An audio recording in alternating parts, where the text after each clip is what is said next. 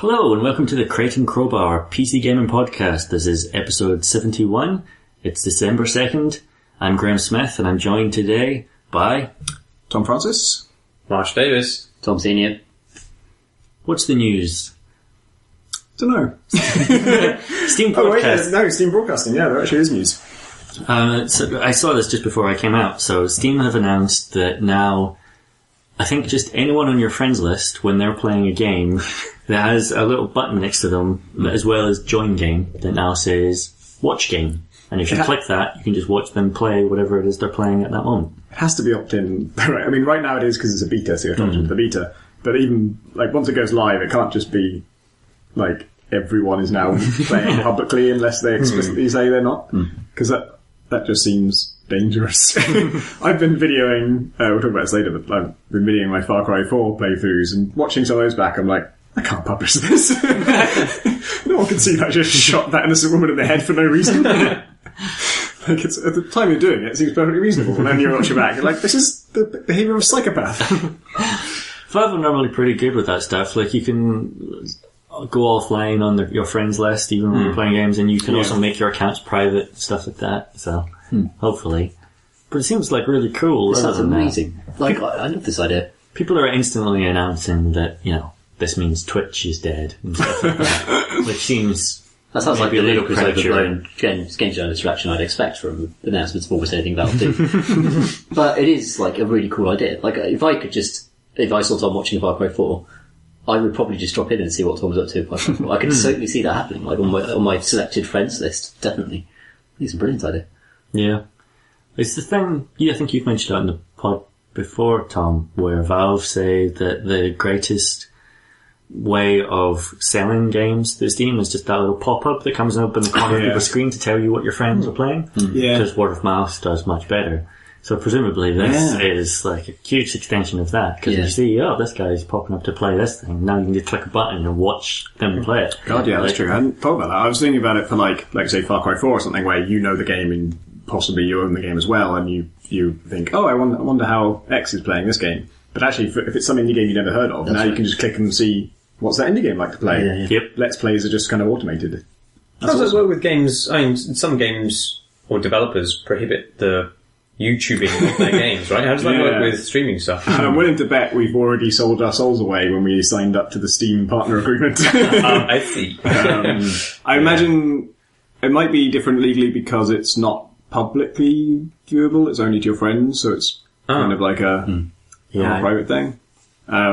Or they might just do like an updated terms of service thing where we all have to consent to it or have our games removed from Steam. It is slightly scary. Like, one day they're going to do something I'm actually not comfortable with, and I don't know what I do.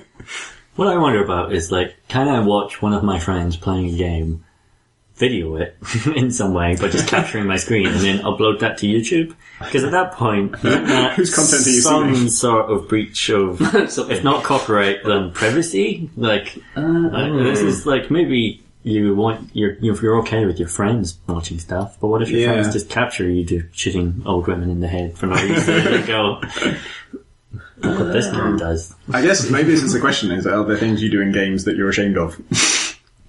Yes. And we can't discuss any of I shot an eagle squarely in the beak. I need to be ashamed of that. As it was charging me in Far Cry 4. And while it was an impressive shot, it was also a mournful sight as it just kind of flopped into the ground in front of me. Yeah. And I skinned it with a machete. I keep having a thing where I'll attack a creature in Far Cry 4 who is incredibly dangerous and ferocious, and I'll think, yes, I got the jumper now, I've done some extra bonus damage or whatever, and then it just tries to run away, and then I keep shooting it, and I'm like, am I now the bad guy? Did this become less of a fight for survival at this point? There's a game, I've played it a little bit, and mostly to explore my own feelings of guilt towards it. I think it's like Cabela's Big Game Hunter Pro, or something like that. Yeah, yes. Which is an animal hunting game combined with the kind of internal bullet trajectory stuff of Sniper Elite. And it's weird because deer aren't as dehumanized as Nazis, for example. So the point when you shoot a just harmless animal in the woods, and it comes up at the top of the screen, double lung shot.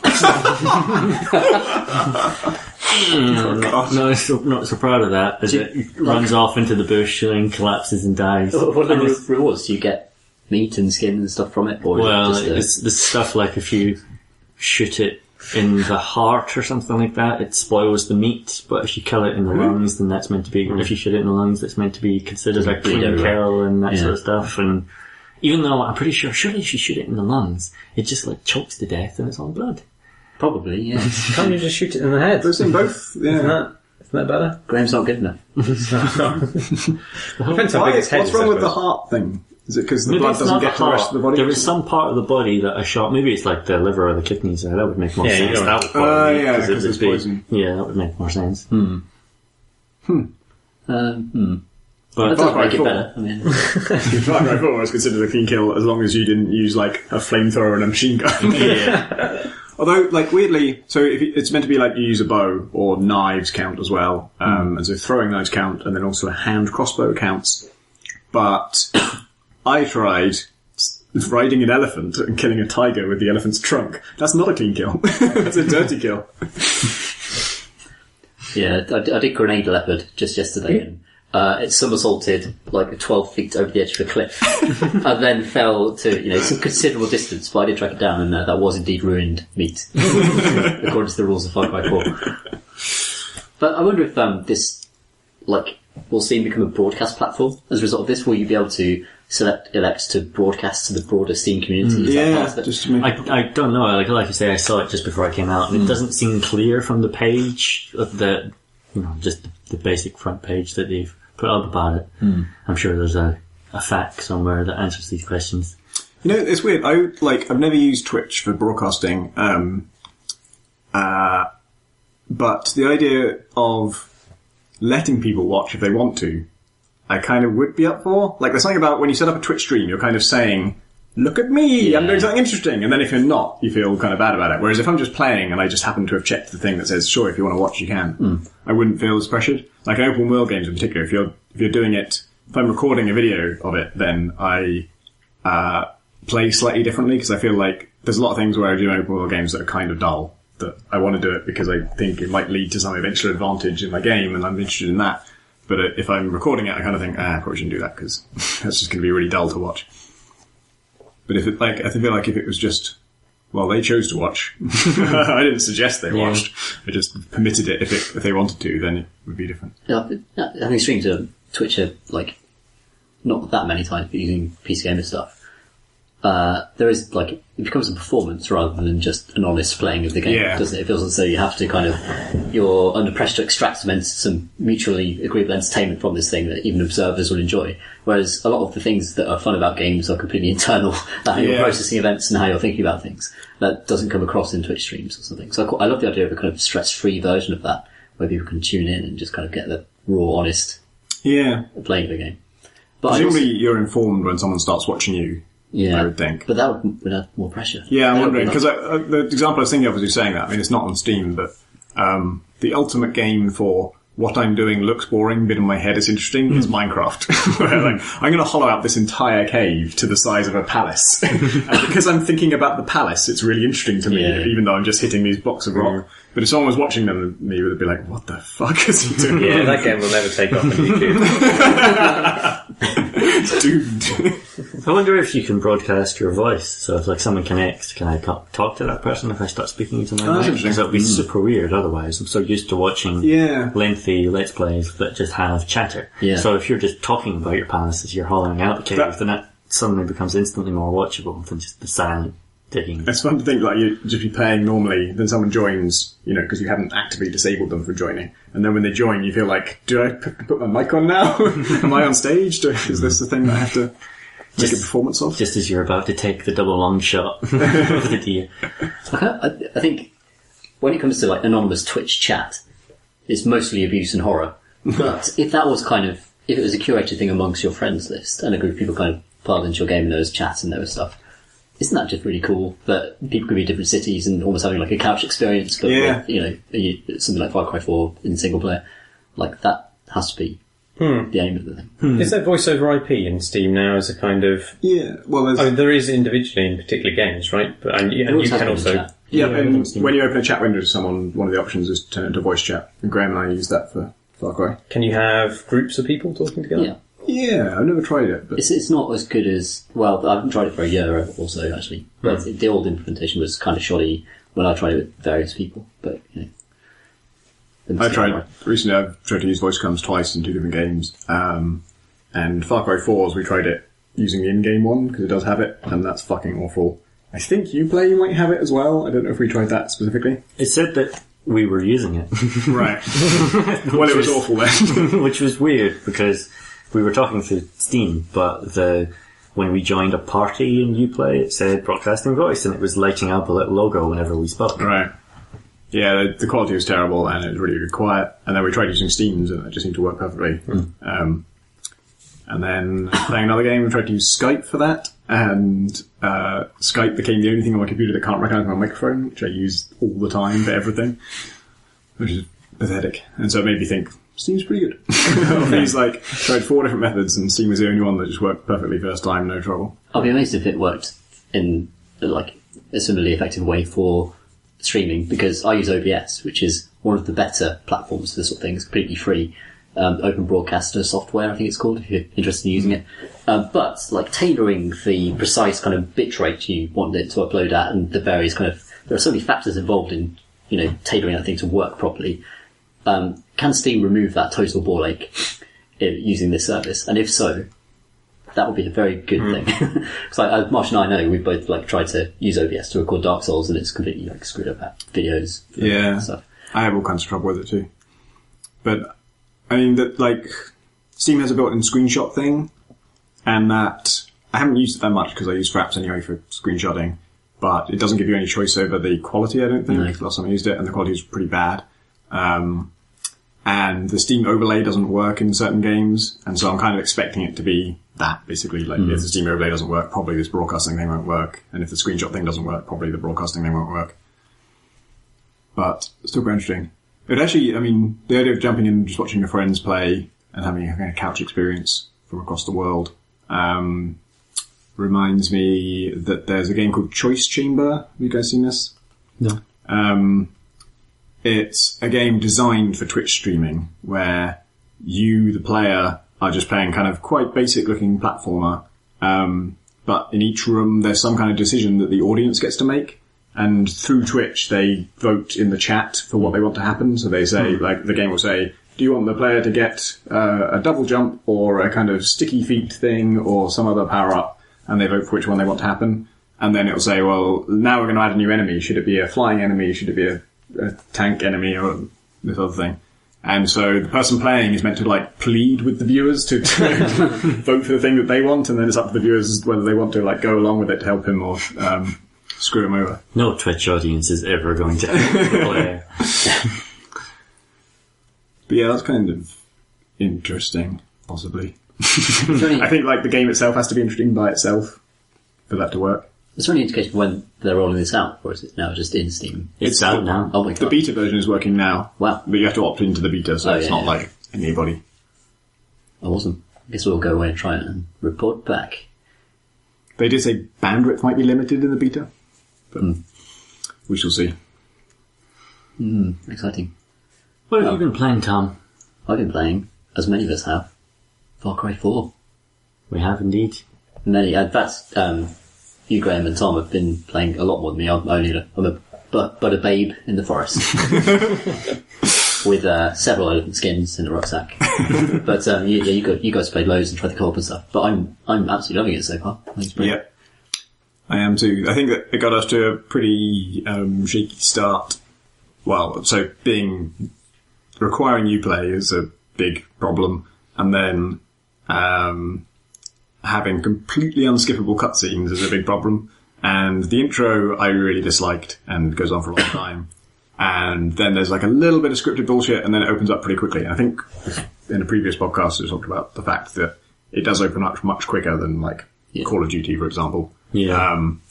But since then I've got out into the proper open world, and as soon as you can do that, it's way better than Far Cry 3. And I really loved Far Cry 3, so I'm very happy. I think the thing that I love about it is simply how good everything feels just to do. Yeah. Like, the movement in that game feels amazing. Yeah, even driving I really enjoy. Just like, it's loads of really subtle stuff actually makes the game fun to, like, interact with. Like, the kind of how tangible it feels and how movement feels. Like, Far Cry 3's movement, the speed is just right, even though you run at superhuman speed.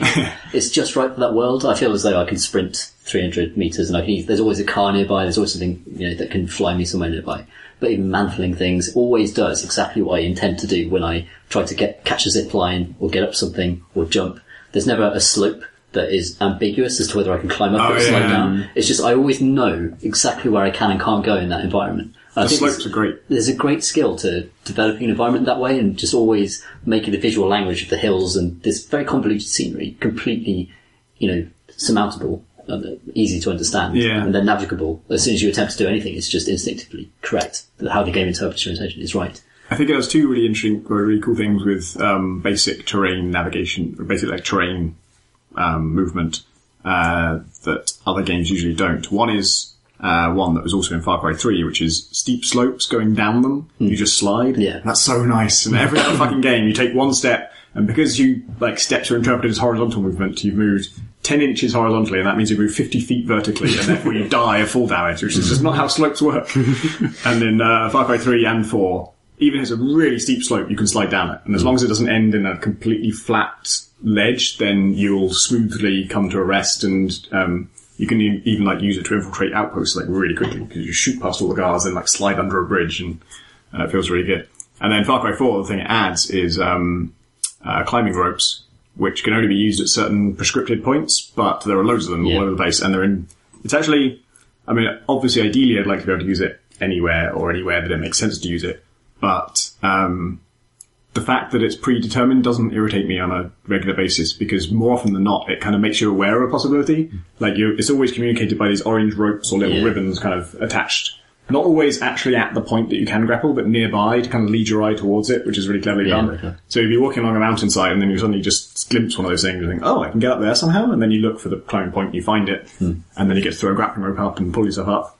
And actually, once you're attached to it, it is kind of systems driven rather than being totally scripted. So you do swing under physics, and you can decide whether you want to try and the physics for climbing up a cliff face and the physics for swinging across a gap are the same. So it's just there are points and ropes attached to them, and ropes obey these universal rules that always work. And so you can, if you like, swing along a cliff face and try and pick up momentum that way, and try and throw yourself off and try and make a certain jump that way. I've actually climbed a thing in the way that he does that. Obviously, you can't just throw a grapple up and it'll stick and then you'll fall. That isn't real. But, once you have, a line in place, I've done that, and it will take, maybe 20 minutes to half an hour to scale, and he's just fucking RoboCop, just going up there, one arm after the other, just getting up there in 5 seconds flat, which is just... You can even, while you're ascending, so when you're abseiling down, it's a real thing to jump away from the surface and pay out the rope while you're jumping away from it. But he can climb so fast that while he's climbing up, he can jump away from the surface and still be climbing with his arms alone, which is it's fucking hardcore. Yeah, AJ is just some sort of insane giant.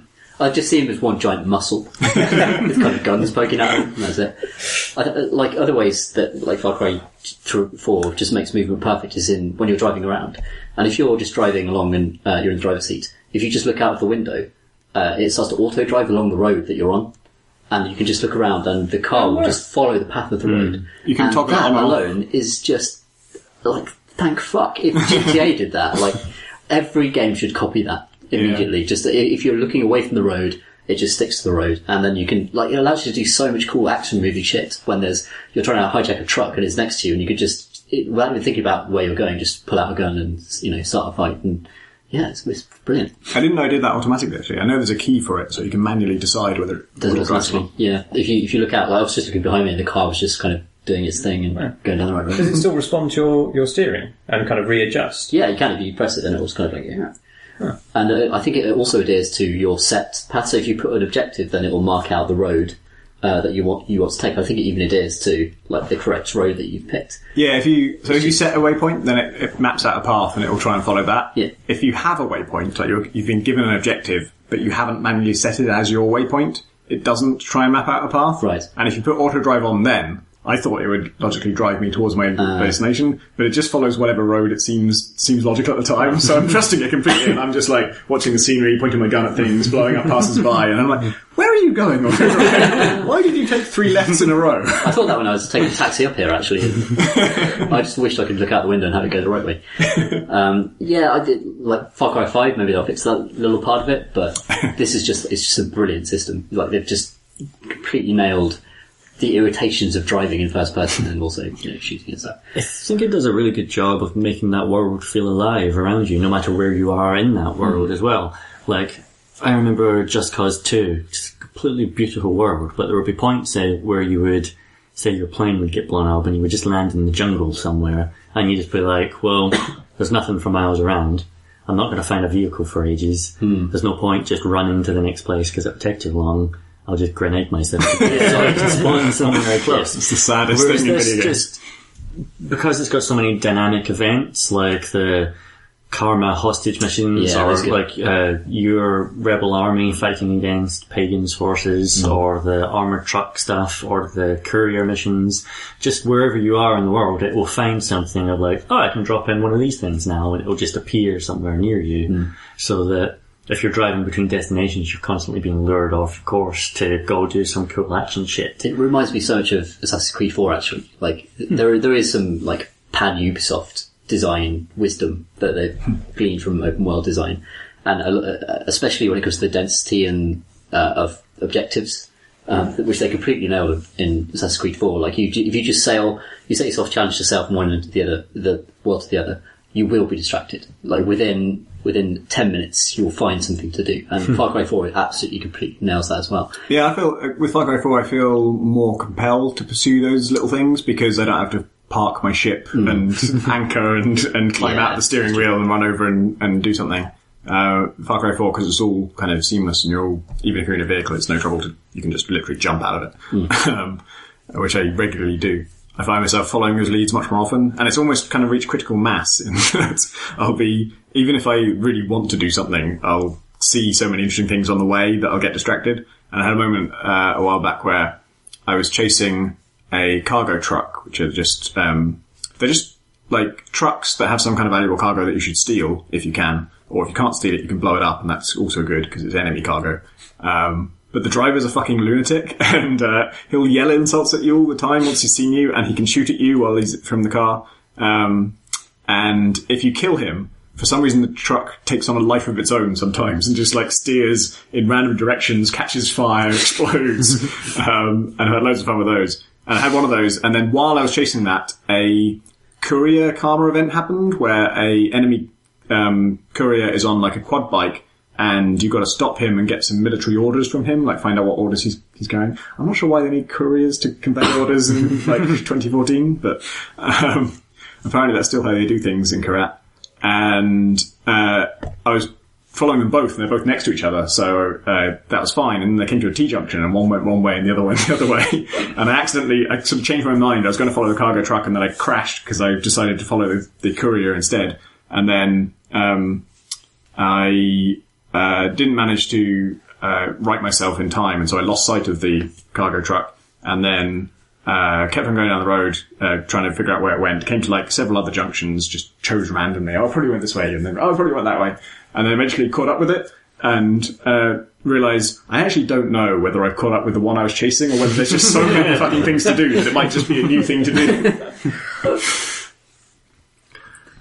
Have you had a chance to try the co-op at all? Not at all yet, no. It's fucking brilliant. Hooray! It's sort of, I don't know, I feel weird about Far Cry 4 because there's so much about it that's just like Far Cry 3, and then there's so much about its single player campaign that's just the same regular old bullshit. But then somehow also within this thing at the same time is this just incredibly good stealth co-op game. Which just takes place in the open world, and it turns off all the story missions, but pretty much everything else still happens. So you still get all that courier and armoured truck stuff that we just talked about, but you also get all the outposts and all the fortresses. So, Tom, you and I have been, like, we did a bunch of outposts and fortresses. Yeah. Me sniping stuff from a mountain, you sneaking in through the buildings and us coordinating our assaults to take out alarms and time sniper shots and like all the stuff that you'd normally do in, say, a Splinter Cell game or one of the good Rainbow Six games, except it's happening within an open world with wildlife and dozens of weapons and vehicles and gyrocopters. And, this is the best fucking thing. It took us ages before we've had it. So, like, the gyrocopter, which is the helicopter that they've added in this, it's normally just a one-seater thing, but your co-op partner can stand on the frame of it. And when you're in a vehicle, normally you can only use your sidearm, but the guy who's standing on the side of the gyrocopter can use any of their weapons. So, for example, you could hover near an outpost where the person standing on the frame of the gyrocopter uses their camera to tag all the people in the outpost. So that's really cool, first of all. So they've thought through all these different things. But then the other thing you can do is you can use the grappling climbing rope to grapple from the bottom of the gyrocopter and swing about underneath it and lower yourself up and down so one person flies and the other person hangs underneath. So the gyrocopter is like a mobile climbing point, and it doesn't actually make any sense because you can, like you say, you can just stand on the gyrocopter if you want transport. And if you want to use a weapon or something, you can't do that while holding onto a climbing rope because it takes both hands. So it doesn't really have any advantages, but it's just so fucking cool to be swinging from a helicopter on a rope. Those gyrocopters are so brilliant because, like, as you can say, you can wield sidearms, but you can also throw grenades, or in my case, I like to meat bomb places where you just kind of, like, you fly over a place and they kind of see you and you go, it's AJ, and you throw some meat at them. And they're like, they don't react at all, and then the bear comes, and then you throw another. Like, the range of your meat when you're about 10 feet off the air in a gyrocopter is extraordinary. You can attract animals from fucking anywhere in that world to come and just destroy anyone in that place. I tried this and I threw a lump of meat into the centre of an outpost, and it said, "No animals are interested in your meat," and then they all saw me and shot me out of the air. But yeah, when you're taking down an outpost in co-op, it does a really cool thing where whatever enemy your partner is looking at, it puts an eye icon above them. So you can communicate really easy like that. If you're trying to talk, like we were trying to talk about, like, can you see two guys up on the ridge? Can you take the left one if I take the right one? And sometimes you don't know. Do you mean those two guys up on the ridge, or the ones next to the building, or the ones near the bear? And because you can just look at someone and say, the one I'm looking at right now, that one. Can you take that one? And it also means even when you're not communicating, I remember in, like, might be in Pagan's Fortress, you were sniping and I actually ended up sniping too from, like, a cave inside the outpost, and you're up on a ridge, and I was picking my targets based on whoever doesn't have an eye icon. Like, if it has an eye icon, you're about to snipe them, and if they don't, then I should snipe them. And that was really cool. I just feel like the designers of that game, not the people who designed the plot and the kind of the stuff that Ubisoft games have to have in terms of, but the people who designed the precise, like, the movement and every interaction with the game, they've done just an amazing job of guessing what the player will want to do in any given situation and facilitating that, which is what makes it such a brilliant open world game, because you can just improvise. Like, it's this brilliant game for improvising and just making shit up on the fly. And I've never come across a situation where I haven't just made something up and it hasn't worked, or the game is broken, or kind of told me not to do it. Outside the story missions, which are really linear and horrible. But, in the open world, I think it's just absolutely terrific. It is, it's awesome and I love it, but the only things that really persistently irritate me about it, like the story stuff I can just get past. There was just, it's worth saying, by the way, that, my biggest complaint with Far Cry 3 was that you had to do the story stuff to unlock a lot of the most important and interesting skills. And in Far Cry 4, that's still true of some of them on, like, there's like an elephant skill tree and a tiger skill tree, and the elephant ones are just like, syringes and health bonuses, which aren't that interesting. Yeah. Those ones, a lot of them are tied to plot missions. The tiger ones, which are all the cool stealth kills and special abilities like that, are all tied to side quests and, individual activities, so you have to do a couple of plot missions to unlock some of those activities, but then once that's done, you don't have to grind the plot to unlock those. So I was able to get everything I wanted within a few hours, or at least have access to it. And that was awesome. But the only things that bother me on, like, an ongoing basis are there are some inconsistencies in, like, 3 different things. One is the bow, which I have to use all the time because it's the best thing. But I didn't know this until I actually looked at some stats, like, 8 hours in. But the bow obviously has some, like, drop off, like, you have to account for fall off when you're shooting a distant target. And I would get that wrong a lot, and I would try and learn. And then every now and then I just have one where it's just, how the fuck did that miss? It just doesn't make any sense. So I'll take 2 shots where, like, one is directly on the person's head, one is like just above the person's head, and that goes over his head. So then I aim at his head, and it hits him in the stomach. And I'm like, what the fuck? There's no in between point between those two things. And then I find out, I'm looking at I was watching, I just looked at a screenshot that Leon Hurley posted from a friend of Future, Kotaku.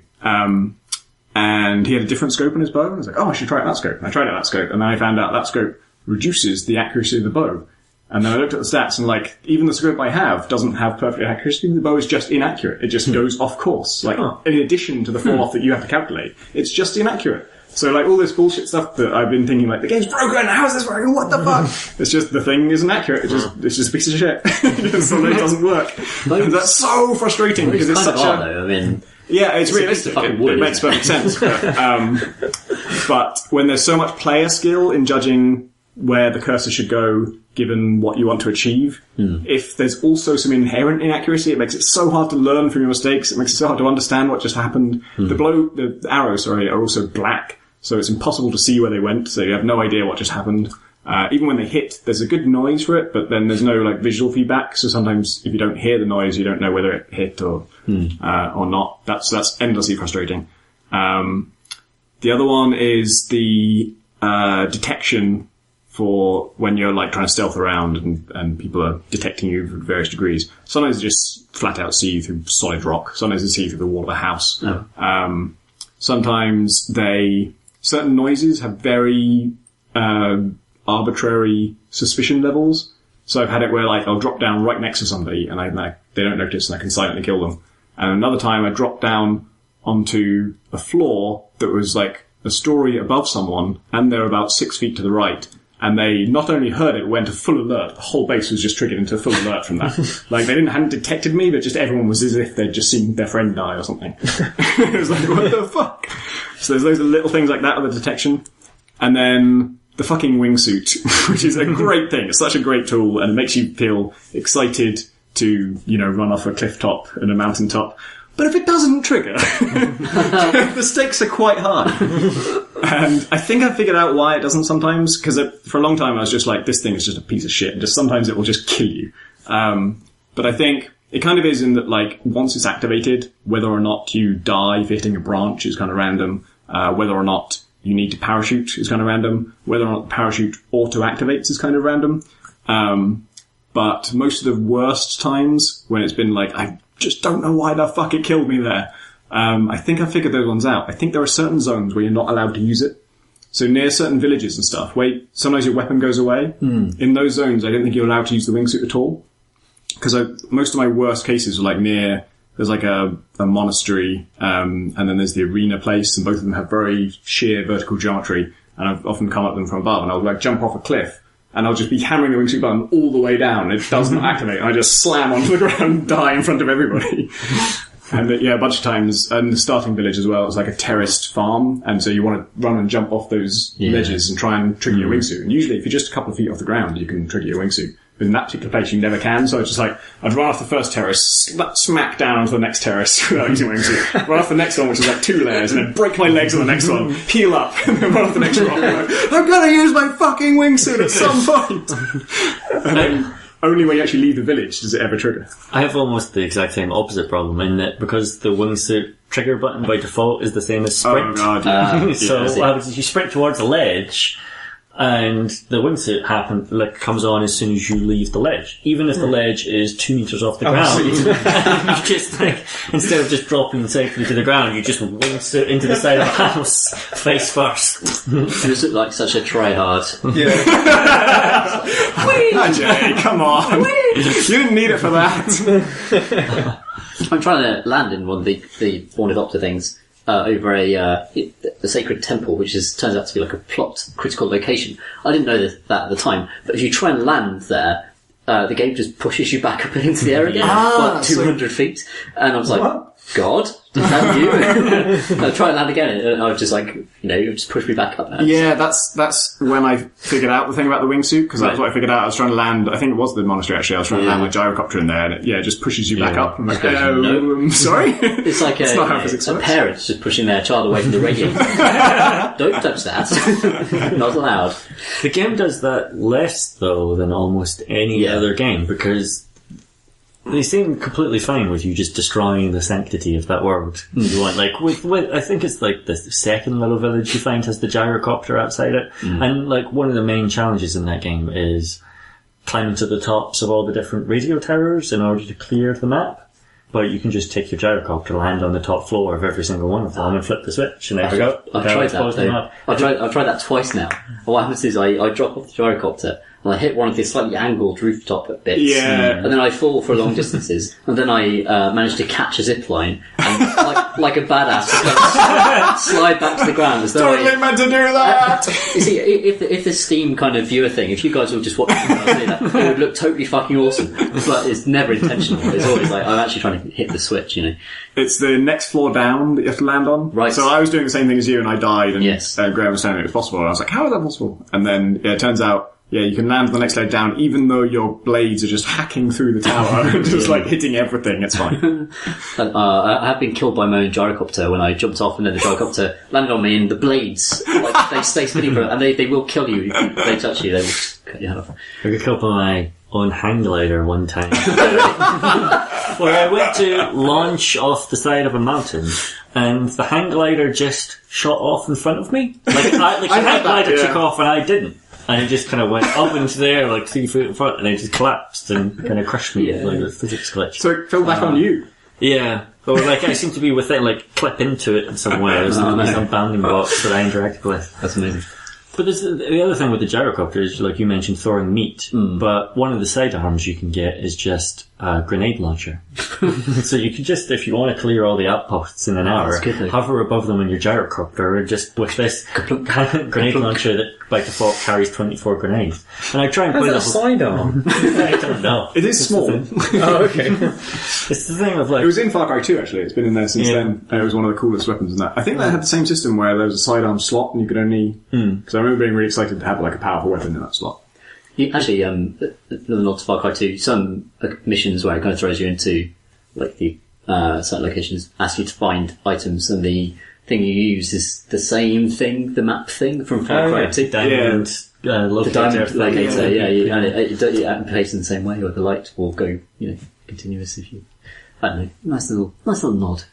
Also, when you loot people, you find... The loot you find is... Like 99% of it is basically trader trash. Like you can't do anything with it except sell it. But it's all individually named, and each thing, different things have different values.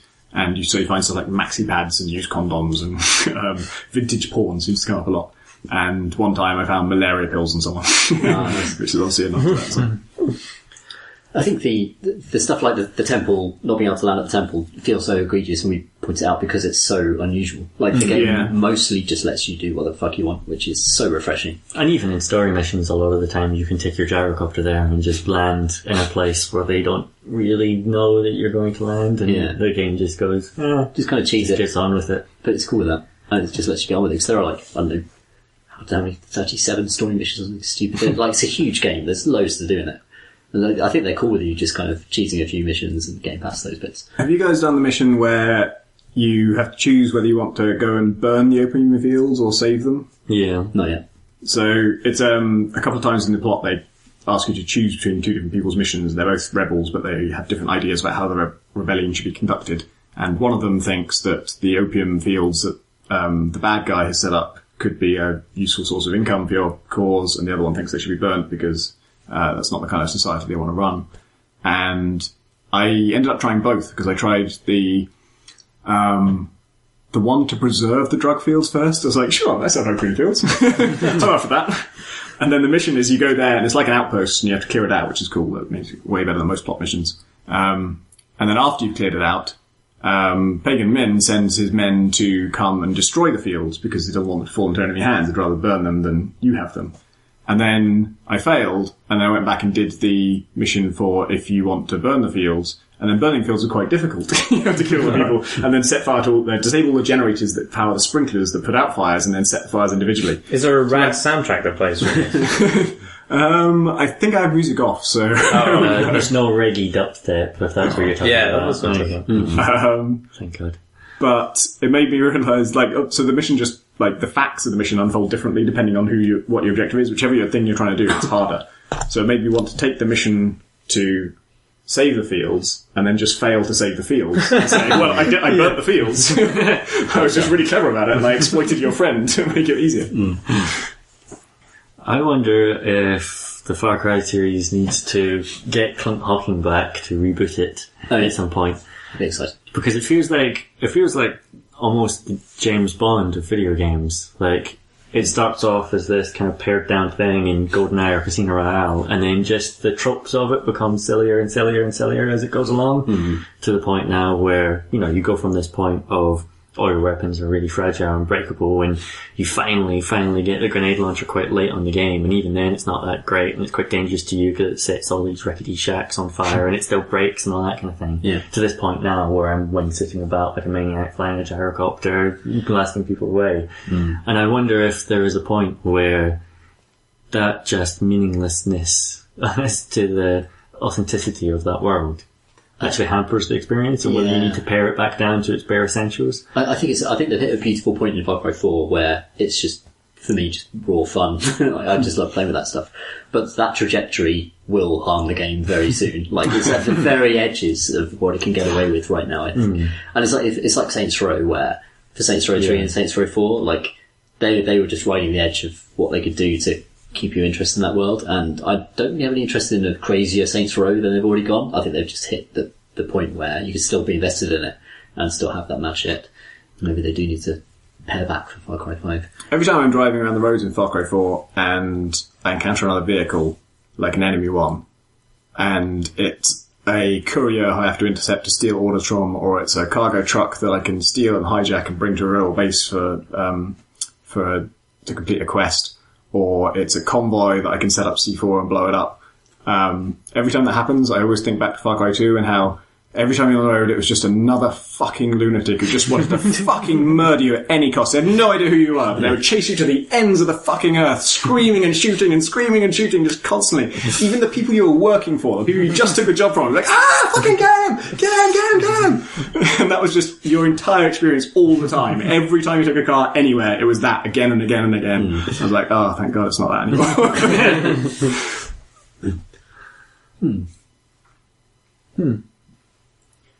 You've been playing another thing, Tom. You've been playing Company of Heroes? Yeah, so let's talk about Ardennes Assault, which is the latest expansion for Company of Heroes 2. And it's standalone, actually. You don't even have to have the original game to play this. I like the pate. Well, I like the assaults. You will like the Assault, Marsh. You'll like it very much. So Ardennes Assault is a single-player campaign that's actually longer than the single-player campaign contained within Company of Heroes 2, the original, which is good because the expansion costs the same amount as the original game. So if you... Wait. In what sense is it an expansion if it's both standalone and the same price as the... That's a fair question. That's what I mean to say, is that it's Company of Heroes 2.5 or something. I don't know really, like it... So Relic's current approach to Company of Heroes 2 is that they want it to be an online platform that has loads of people playing online with lots of different armies.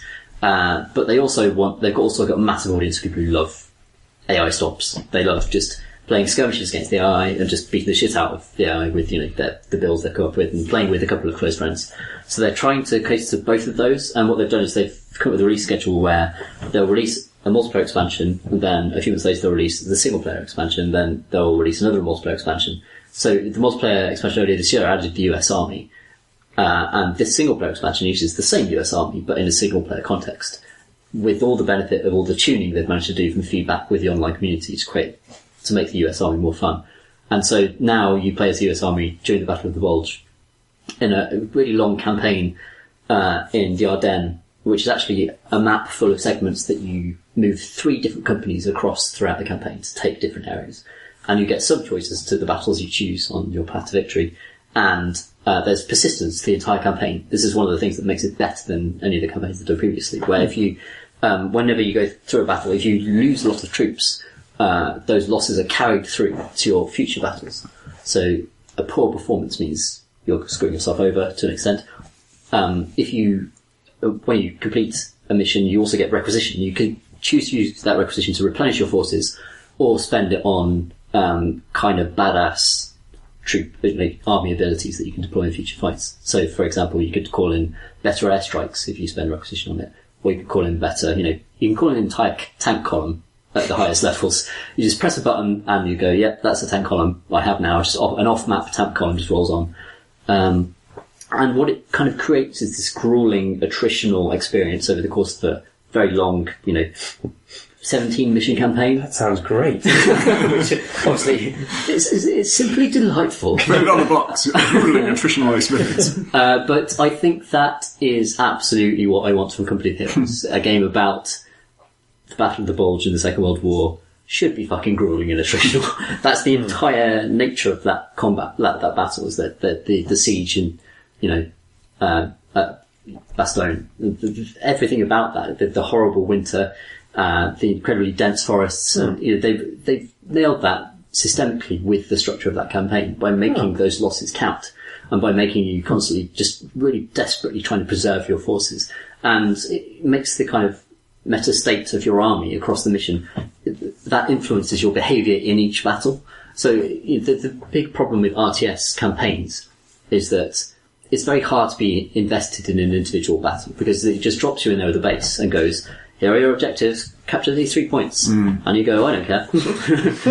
You just told me to do that, but I don't necessarily care about that. I enjoy the combat, I enjoy the mechanics of this, but I don't understand why I'm doing this. Whereas Ardennes Assault gives you a reason to accomplish those objectives correctly and do as well as you can, because you know that shit will matter. If you really fuck up, then it's going to hurt you later on. And on top of that, you're control of 3 different companies, which reflect 3 different aspects of warfare. So there's one which is the paratrooper unit, which is frankly a fantastic element of Company of Heroes 1 that they've kind of recreated in Company of Heroes 2 finally, where you can drop paratroopers by air onto the battlefield anywhere that you can see, anywhere they're within your field of vision. But if you sneak kind of a certain unit forward to place a beacon, then you can drop them with incredible precision within the range of that beacon. And when you drop paratroopers, you get a big kind of circular area where they might land, and any kind of object in that area will be highlighted bright red, because your paratroopers could get snagged and die when they attempt to land on the area. So if you just plonk down paratroopers in a place that you can see, it's just kind of like, it's a soft drop. The intel isn't great on that area. It kind of really reflects like real problems with dropping with paratrooper drops. Is that if you drop paratroopers into a forest, some of them will be strangled by the branches on the way down and die. And it's just brilliant. The tactical nuance of sneaking a small unit around enemy lines, just killing the snipers so they can't see you, to plant a tiny beacon behind a house so that you can surgically drop a paratrooper unit next to a cow. Like, it's just a really small, like, it's someone's back garden, and they all just drop there perfectly and they're all totally fine. They'll get to go and they report back to you, and you hear their calls, and I'm gonna fuck them up with this paratrooper unit, which is, they're not gonna see this. And flanking bonuses are so important in Company of Heroes that you can destroy them. If you get a couple of units behind the enemy, really counts. And, Ardennes Assault is just great. Is that like, that example you're giving, is that like a mission that's kind of been set up for that to be the solution, or is that a sort of solution you came up with? No, not really. Like, actually, I think it's kind of cruel to people who haven't played Company of Heroes before, because Company of Heroes is really complicated and hard, and it's really hard to know why you've lost a game of Company of Heroes without just throwing yourself against it over and over again. Like, there are a few opening missions which show you, obviously, the mechanic of, like, hey, if you plant down this beacon, it's easier to drop people. But it never says, hey, drop these people behind these people, right, because then, blah, blah, blah. You'll get 90% bonus on this attack. It never says that. But it's the sort of thing that you start doing, especially if you're a seasoned Company of Heroes player and you know that here's how I can, exploit this situation using these. But yeah, it's really, really good. And one of the best RTS campaigns I've played in a long, long time. Possibly ever, because like, RTS campaigns are generally terrible. Like, there isn't that much competition, they're really, is there? generally really quite bad. Like, we talked about a company, World of Conflict recently. That's a good RTS campaign because it has a kind of shocky story to tie it all together that, lets you drop nukes on people in really exciting ways. But it could be serious. It's a callback with I love the map in a RTS campaign, the choice of being able to pick territories and move through them. I think that should be just an essential part of any RTS campaign, and it's so rarely used actually. It was used way back in Dune 2, which I loved as a kid. It's it's probably the first RTS game in terms of how you recognise artists now. And that gave you a fucking map. You could be one of 3 factions and choose which territories to invade and take it over in a way that felt dynamic and interesting. And so few games have taken advantage of that. I seem to remember, like, CNC, I can't remember if it was the original.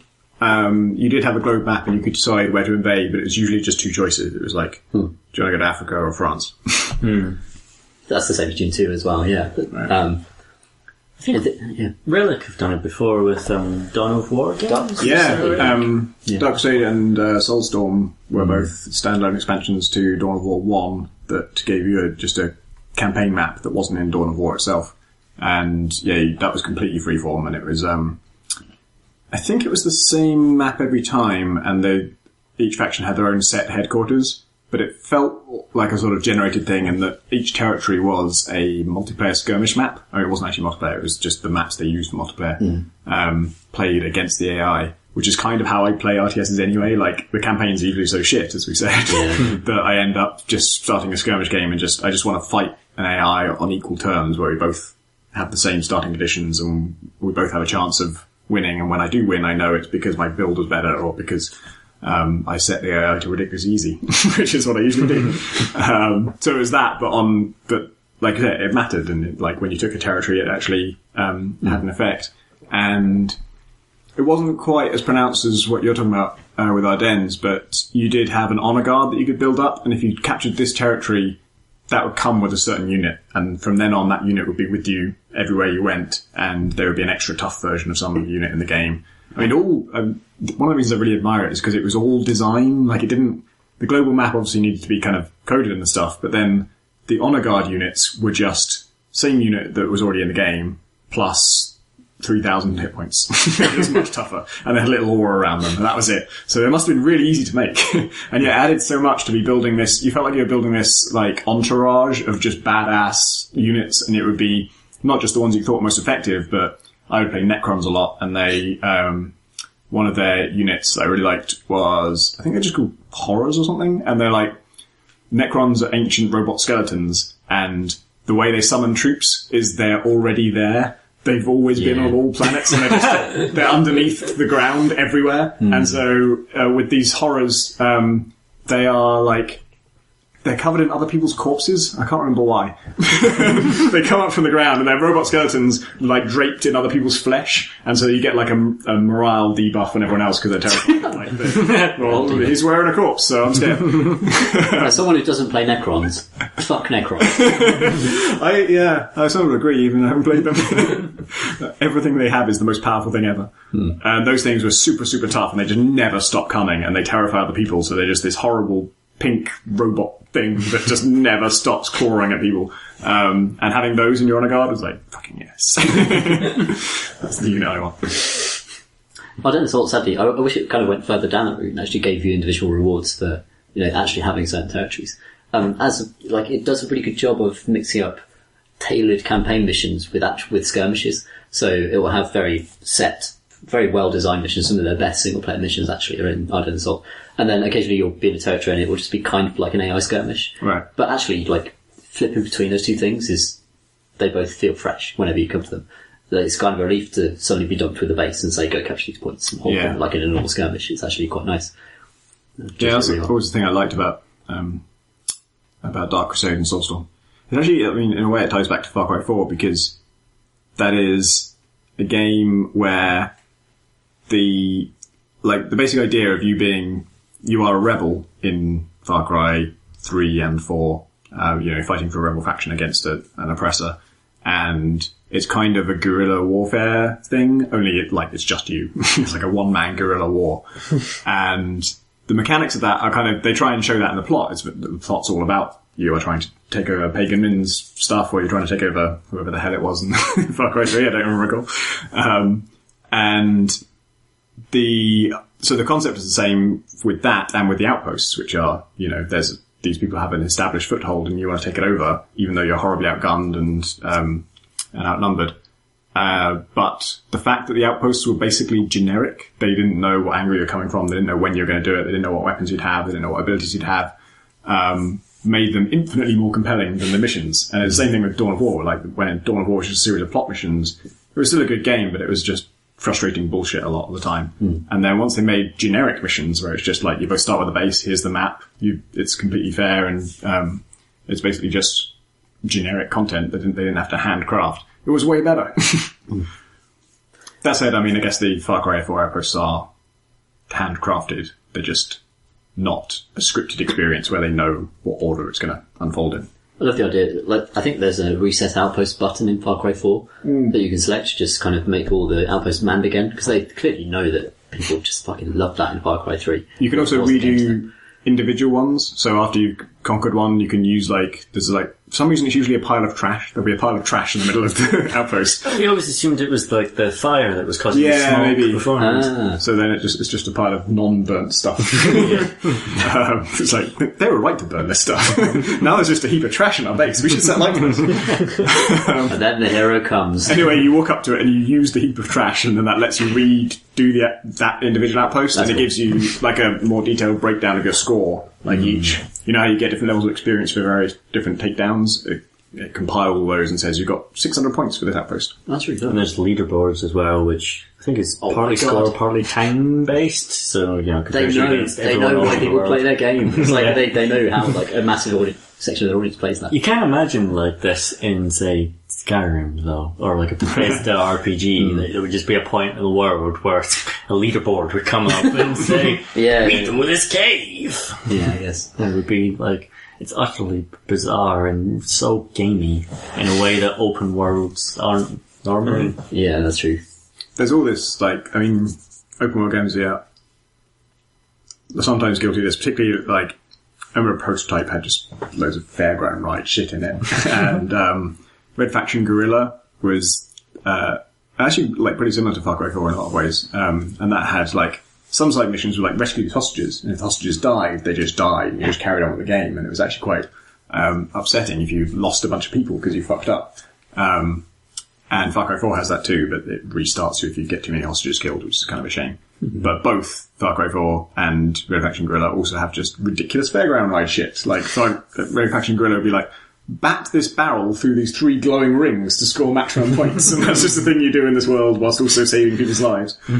And Far Cry 4 has races where you have to drive across the country through these magic glowing rings and change vehicles 3 times, and you'll be attacked by tigers at certain scripted points, and it's all under the guise of karate films where they're going to film you doing that, and for film reasons you need to change these vehicles, and that's why it has to be this scripted arcade challenge, and that's ridiculous. The missions you do for the 2 stoner characters, whose names I can't recall. Yogi and Reggie, I think. Okay, well they just continually drug you against your will. And then the missions are always just, they've taken your stuff, put it somewhere else in the world. And you have to go get your stuff back. And at every point you keep seeing them and thinking, I'm going to get my stuff back now. But then poof, they disappear because, I'm hallucinating. And there's just this constant, the sky and the colours of the world are constantly shifting through this kind of psychedelic tie-dye colour palette thing, which is it's the lamest drug sequence ever, basically. You get to this point where you you stop in the jungle and the colours are just going green and purple. This is awful. There's no mission or point to this. I am just going from point to point to point until it tells me I can stop. That said, do you remember the drug sequence from The Beach, the movie? No, I've never seen Oh, yeah. Leonardo He's, DiCaprio running through the jungle, and it's like turns into like a video game, and it's like Oh yeah. it's meant to be like Mario, I think, and it does all this like Yeah, but- pixelated stuff and bleeps, and Leonardo DiCaprio's like grinning. It's so fucking embarrassing. Yeah, that's great. I remember that. now. It just makes you. But no skin one should crawl. ever base any film-based drug trip on that sequence. Like, you don't want Far Cry 4 to look at that and say, yeah. No, I'm saying like he was saying it might be the worst drug sequence ever. No, I know. There's not a competition for it. It was the point. So I only did one of those, and then I refused. I was trying all throughout it. I was trying to get access to the north because there's like a big chunk of the map. It's about a third, a bit more of the map is locked off until you get to a certain point in the plot, which is annoying.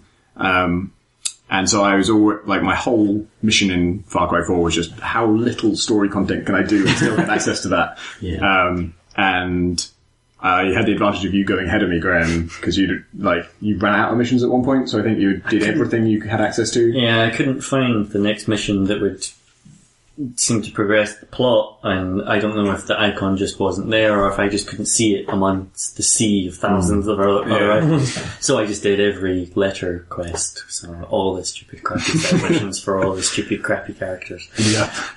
I think you have to do one of the. I mean, obviously you have to do like the get drugged. You have to do two quests for Yogi where you get drugged in various ways. And I think maybe I didn't have to, but I did one where I was on drugs running through the jungle, which is I think the third type of drug quest I've done for them. But I didn't have to repeat that, luckily. How are the psychedelic drug-taking side quests in Ardennes Assault? The giant pink tanks are actually particularly effective. No, sadly, never quite gets to that stage. It's good though. It's good if you like strategy games. You like strategy games and you like pate. And you like pink tanks. I like that Relic are still doing good things.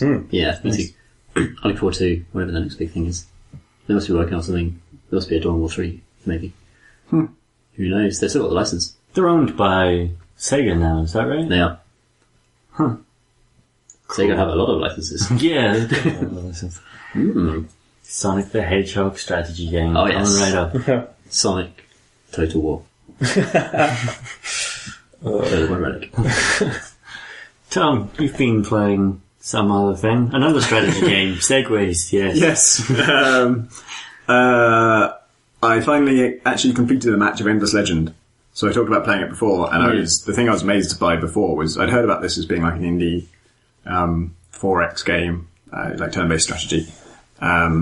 And I'd always imagined it was going to be impenetrable and kind of ugly and difficult to get to grips with. But I was surprised at how beautiful it was and like kind of elegant and like in a lot of ways better presented than Civ, than certainly Beyond Earth.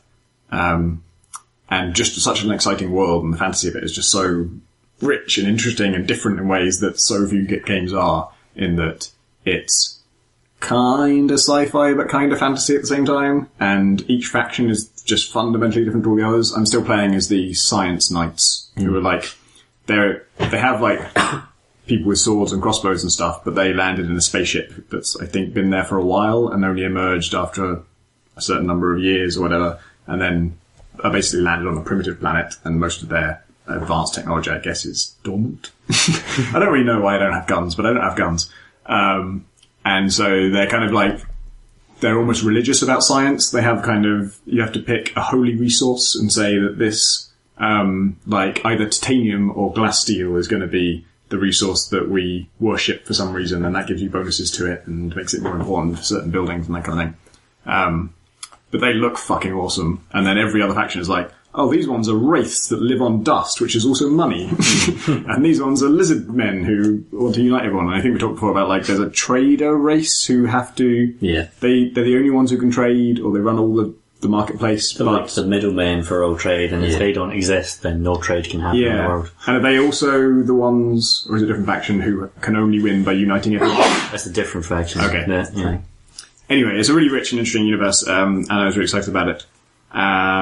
But when I actually tried to play a game, the game I'd started when I talked about it last, I never finished because I picked easy and small for the difficulty and map size, thinking that would be enough. And it just went on and on and on. And I would save, and then I needed to quit. And in order to quit, you need to surrender. And when you surrender, it thinks you've given up, and then it shows you all the post-game graphs and tells you how all the other races are doing. And so it tells you, like, oh, everyone else was way fucking ahead of you. Like, I was playing on the second easiest difficulty, and, like, I was nowhere near as good as the next worst race. Everyone had more towns, more science, more military, more everything. Even the things I'd specialised in, I was being completely outpaced with. And I hadn't given up. Like, I was going to come back to it. After I saw those graphs, I'm like, oh, I thought I was doing alright, but apparently not. And also, like, I think it was like 4 other factions, and I thought I'd really pared it down to, like, be a small, controlled, quick, easy starter game. But no. So, in the end, I just gave up on that game completely and restarted. Played the same faction, because you can't, if you switch factions, you've got to relearn the whole game. So this is the faction I played the tutorial with, I played the first game with, now I'm playing a second game with it. Selected Tiny for the map size, which is a map that can only fit 2 factions, so we only have 2 factions. And then the other faction I put on trivial difficulty. And I only just beat them after like 5 hours. It was the most grueling, epic thing. Mostly, like, not really because it was a tough fight. It was more like I wanted to be sure that I would win when I did fight, so I tried not to fight for a long time and tried to conquer lots of territories. But even doing that, they expanded more than I did. And then the only reason I won, really, was, like, I attacked them, and I took the first city I attacked, and they just gave up. They had 8 of the 16 territories, and I had like 6. And when I took 1 from them, they're like, "Oh well, we've lost. Sorry." So, like, it wasn't a very satisfying victory. You can play on after that, and they're still in the game. They'll fight back, so you can kind of like see how it would have played out. So I kept on attacking them, and I did eventually conquer, enough of their territory they probably had lost. But it was still just massively time consuming. And my problem with that actually is that I think I probably like most of the mechanics. It's just that there's so much visual noise to it. Like, it looks really pretty and it's really inviting, and I was excited to play it at first. And then even after playing as much as I have, I still can't look at a screen and say, "Oh, there are my guys. There's my 3 army people, and there's my cities, and this is my territory, and that's theirs." It's like, is that a river, or is that the border of my territory? And that guy, like, I just ordered a guy to that hex. I know exactly where they are, but I can't see them. I've got to really zoom in, and then they appear. Or, like, when I click on a town, suddenly now I can see the icon above their head.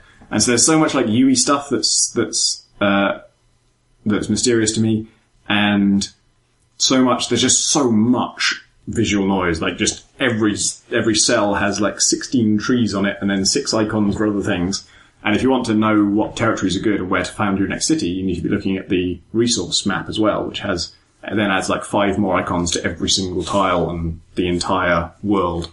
And so I was hoping, the reason I wanted to get into it was I thought, like, well, after a while I'll get used to this and I'll be able to, like, look at the map and see what's going on. And I still can't. After like 5 hours of play, I can't look at the map and just get, like, it's not clear to me what's happening. Every bit of information I have comes from carefully zooming in on a hex and looking, what is actually there? Okay, I think it's that. And then which village was that? And am I doing a quest for them? So it's like, and that's the smallest map and the most controlled, easy, simple version of this game that I can possibly play. And so I don't know if I can carry on, because it's like, I can't go up from there. So the only thing I can do is replay that same match and try and understand it better. I'm going to start a multiplayer game with humans in a few weeks' time. Which is, I think, will be very exciting in that game, given the faction's very varied abilities. Yeah. And it kind of sounds like they've artificially accelerated the abilities of the factions. Is that what you felt when you were playing? That they were kind of cheating, maybe? Because that's a very common way of making strategy. The enemy, worthwhile. The AIs I was playing. Yeah. Well, so not in the last game I was playing where they're on the trivial difficulty. The previous one was easy, so I assume they don't give them any unfair bonuses for that. I think it mostly affects your starting conditions, because I was looking at like the breakdown of how much food my towns are producing, and it would say like plus 12 from difficulty. So I was just getting 12 more food for free because I'm playing on easy. Yeah. I've been playing a multiplayer game of Dominions 4. Interesting. Dominions 4 is a really cool, interesting sort of 4X fantasy strategy game. I think you've talked about it on the pod before, Tom. Yeah, I've played it a lot. And if you don't like UI, Tom, you will hate Dominions 4, which is a great game, but... I'm playing a multiplayer match of it, though. And I'm using like a play-by-email system that sends out each turn to all the different players so we can play asynchronously and stuff. Yeah. And it does one turn every 24 hours. And today was the 62nd turn, which means I've been playing this game for 2 months now. Wow. Oh, wow. There was only 3 of us in the game to begin with. And one of us dropped down. Oh my god. How many turns does this normally last for, Tom? Well, a long time, Graham. Many, many turns. But you want lots of factions in the game. You want lots of factions. Well, there's now 2 of us plus an AI faction fighting over like 5 thrones or something in order to win. Oh, yeah. I don't think anyone's claimed a single throne extension yet. And it's just like, there's just every day slogging through these fucking enemy units, sending in fire dragons, and I'd never played. I played the game a little before now. I played like a couple of campaigns, but each faction's so radically different and so many different mechanics going on there, and every faction's got fucking hundreds of unit types and different spells and research paths, and just I don't know what's going on, but every day I have to fight tiny men in 2 months. How many people were in the game? Like when it started? Just one. Well, there was me and 2 other people, and then one of them dropped out because they didn't have time. So now it's me and one other person and an AI, and one an AI that took over and 5 thrones. Yeah, I think you all know where the thrones are. Yeah, I think I know what icon that is on the map. It's hard to tell, but one of them seems to be in a river, and I don't know how to climb it because I'm not a water. No, what you need is like certain territories. Well, like, is there a water race in play? Not that's not AI controlled. Lol. So, if that's the case, then you'll have to craft some magic artifacts that let your heroes and things go underwater. This is, of course, nothing that will be obvious to you as someone who plays the game. Any ordinary human playing Dominions 4 will struggle with pretty much any aspect of Dominions 4 for at least 20 hours because it tells you nothing about how it works. As extraordinary as it is, I think I like a lot of things about it, but fucking hell. It could do with some tutorial missions. What's great is that the maps are often user designed. Yes. And the community that makes maps for it doesn't draw all the maps from the same perspective. Sometimes it's just like, kind of like side-on cut-throughs where if you're a water race you start at the bottom of the level because that's where the ocean is, and then and it just makes everything fucking baffling about what is going on in this game when one between different campaigns it's just the entire game world is now from a different perspective. How's that represented? Are they just using the same kind of tile set but to mean a different... No, you don't use a tile set, you just draw any shit you want and just like. And then I guess you draw like a secondary overlay layer or something that defines regions. Yeah. And then battles, like Total War, goes to a separate kind of... But let's not compare it to Total War, because Total War implies a certain degree of fidelity that is not... I mean, it is just like a side-on of a 3D polygonal terrain with 2D sprite units that kind of move and go... As they, when you say move, Greg, you mean they don't animate. They just like skip forward. They skip forward in like chunks, 100 meters at a time while charging. Yeah, I mean, I love doing these for, and I've extracted huge amounts of entertainment out of it. But everyone should be fully aware of its shortcomings when it comes to this way. It's. There's a lot to be said for auto-resolve, I think, in games. You don't... I find out with Endless Legend too. In fact, the reason that game that I technically won, I was continuing to play after I won. I thought I'd crushed the enemy and, actually conquer it.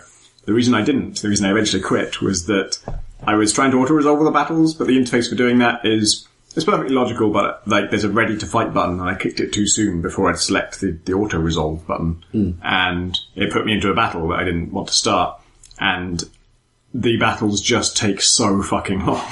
Like sometimes you'll play for like 10 minutes of just nothing does any damage to anybody. So it's like you have the most devastating as ultra demons with the highest tech weapons equipped on them, like special adamantium claws, and they did like 160 damage or something, and I had them descending on these really weak militia enemies, and they did like their best attack, and it did like 10% of their health was shaved off, and I'm like, oh god, that was one turn. It's gonna take like 70 turns to finish this.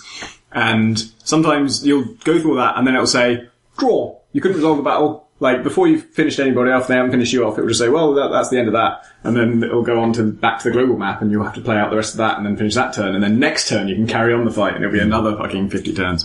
And so, I meant to auto-resolve, and if you go into it, I can't see any way to retreat or cancel, or I would be happy to lose all my units, just have them all die on the spot to get out of this, because it's going to take me literal hours. And so I just had to okay, the whole game's over, I lose.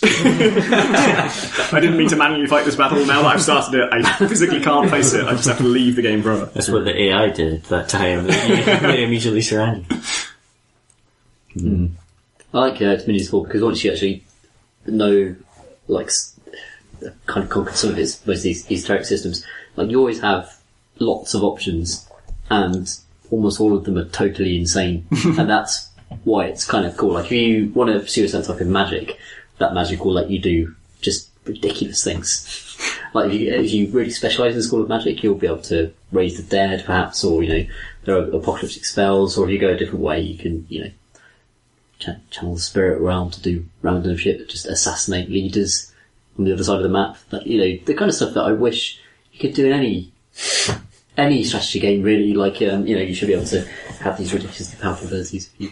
I do like that it's about pretender gods trying to climb these thrones in order to raise themselves to being an actual god, and my pretender god is just an inanimate fountain of blood. Can't really remember what he's good for. Blood slaves, I think. Blood slaves, I had so many blood slaves. I've gone down the whole kind of fire magic route. I can't remember if that's innate now to the pretender gods or if that's something that I chose at the start, but I'm specialising in fire magic, and that's serving me quite well. Magic. There are, so many schools of magic. It's so ridiculous. I did a dive for Beast Gamer where I was ended up being a necromantic magic or something, and I threw the world into the utter dark, which is my final gambit when I was just losing. And I thought, okay, I'll just put the world into the utter dark then. It'll just be a world of eternal darkness, and the utter dark means that no one can see more than 5 feet, so every economy in the world crashes because no one can do any work. I thought, well, I have the weakest economy, so this will benefit me because, frankly, everyone has an advantage and maybe help things. But it's all just a level playing field of pure misery from which I might be able to secure some form of victory, which also I didn't. But I just thought that my god, which was an immobile obelisk, was destroyed. And I'd in the heart of my homeland, and I'd migrated my entire homeland and secured a floating island away from the rest of the entire fucking world, but with one bridge. And I thought, gods can reincarnate, these pretender gods, they can reincarnate if you channel, if you have enough mages and you channel them. So I took my Lancashire ape mages and I told them all to channel, and to resurrect my god, thinking, okay, well, I'll just get him back and it'll be great because he'll be able to cast blood magic and shit, and I'll but he reincarnated in the exact same spot where he died, which was now in the heart of enemy territory, in the capital of the enemy Lizard Man city. And it's an immovable obelisk. The obelisk, even in death, couldn't move. They didn't build a new block and then view it with the spirit of my old god. They said, same rock. We'll channel for fucking 10 turns, these 20 ape mages. I thought, I know what we'll do. We'll just put it exactly where it was. 2 years ago, in that place where we used to live, which is now completely overrun with our mortal enemy, the giant lizard beasts. So my god, my obelisk god spawned there, and there's just the most hilarious battle report from that one turn where it just, obviously it's all turn based, it's ugly as fuck, so you just goes, the guy's resurrected, I'm looking for the icon, where the fuck is it? Then so I just click on, I'm sure it's fine, he'll turn up, and it's my one god versus 200 lizard men and various other esoteric units. 3 giant scorpions, a giant monstrous ghoul, which I've never seen before. And he died in one turn, and he took 3 of them out. And how did he take 3 of them out? He's an immobile piece of rock. What did he do to them? A lot of their blows glanced off and hit themselves in the head. just like birds and going into a window or something. I don't know. A lot of them were flying at the time. Flattered into him and died. They might have telefragged some of them. Good job, Balboa, the rock god. Good job, yeah, you're all powerful. So yeah, that was my experience with Minotaur, which is fantastic in many ways. But, this reminds me of a story which I must have told on the podcast before, but I'll tell it again because it's fairly short and great. It's not mine. It's from Sins of a Solar Empire. I read it on a forum. And Sins of a Solar Empire has in it... God, I hope I haven't told this recently. Stop me if I have. Don't really. Has in it... One of the super weapons you can build is like... So it's a galactic scale strategy game, but it's like an RTS, so it's actually real time. And you build your fleets of ships around planets, and then you go through warp gates and travel across the galaxy to other planets and invade them. And one of the most powerful, like, space station-y things you can build is just this giant gun. And it doesn't need, one of the only things that can fire from one system to the next without needing, like, a warp route there, without having to travel there. It just shoots from where it is to anywhere in the galaxy. So it's just this massive cannon, and you just fire this huge projectile. And because it's not going faster than light, it's going at normal speed, it takes ages to get to where it's going. But when it hits, it just annihilates the planet. It just completely destroys it. So it is the ultimate super weapon. And if you're using it like the next system along, then it will happen, in fairly short order, because it's not having to go too far. But it doesn't, as far as I know, it doesn't have any limited range at all. So this guy built one, and he fired it at his enemy's homeworld. He's just like, look, I don't know how long this battle's going to go, but within this amount of time, your homeworld is going to be destroyed. It's just going to be annihilated. And so, it was putting a timer on the battle. It was going to win at that point, if not before. And as it turned out, the battle went really well. And he did win long before that. And he was playing for hours. And he ended up conquering that whole half of the galaxy and taking over his enemy's homeworld, having completely forgotten about the shot that he fired at it at the start of the game. And by the time it reached, he just completely forgotten he never fired it. It was like, what is that thing coming towards one of my best planets? What the hell's going on? Who's fired this? What the hell? And then it annihilated his own planet. One of his best worlds. They should have sent Matthew McConaughey into space. Yes, yeah. An emotional experience with the... I haven't seen that film yet. I haven't actually, but, you can pretty much figure it out. Goes to space, some bullshit. Yeah. Zing. Good answer, so. Shall we do questions from questions? Yeah. I have a question from Ilya Leventis, who writes, Dear Bedknobs and Broomsticks, I enjoy listening to music as an exercise in and of itself. However, when I want to listen to a new album and really interrogate it, I often want to listen to something... I often want something with which to occupy my hands and eyes. My go-to for this is Trackmania, the free one, or sometimes Race the Sun, or Floating Point. Good choice. The need for precisely timed actions in the game makes me focus on the rhythm of the music, and the music I'm listening to, and often the spectacular track designs, despite the 2006 area graphics, add a backdrop for the music. I really like the idea of games like Audio Surf, the Polynomial, and Beat Hazard. Do you know the Polynomial? No. Which react to the music, you feed them. But I always find that their means of turning sound into interactive experience facile and unfulfilling. I want to try Crypt of the Necrodancer. It looks promising in this regard. Do any of you use games to aid listening to music rather than the other way around? Do you prefer games that directly react to the music in game, or games that are simple enough to let your music take centre stage in other ways? Cheers, and shout out to Steve Lavelle. Well, yeah, Does I guess. Stephen Lavelle listen to our podcast? I think it seems unlikely by this one. Maybe he does. Does he mean James Lavelle? It says Steve Lavelle. Just so, because I've mentioned listening to James Lavelle's music as a soundtrack to games before. But more in the other way around, not because I really wanted to concentrate on James Lavelle's music. But Stephen Lavelle, if you listen to this podcast, let us know. yeah.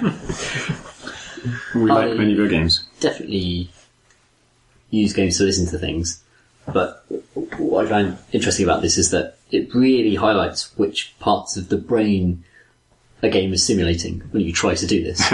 Because there are some games for which this is just completely impossible. You can't listen to music or concentrate on anything other than the game itself, because it's choosing to occupy a different a part of the brain that you'd normally devote to listening to things.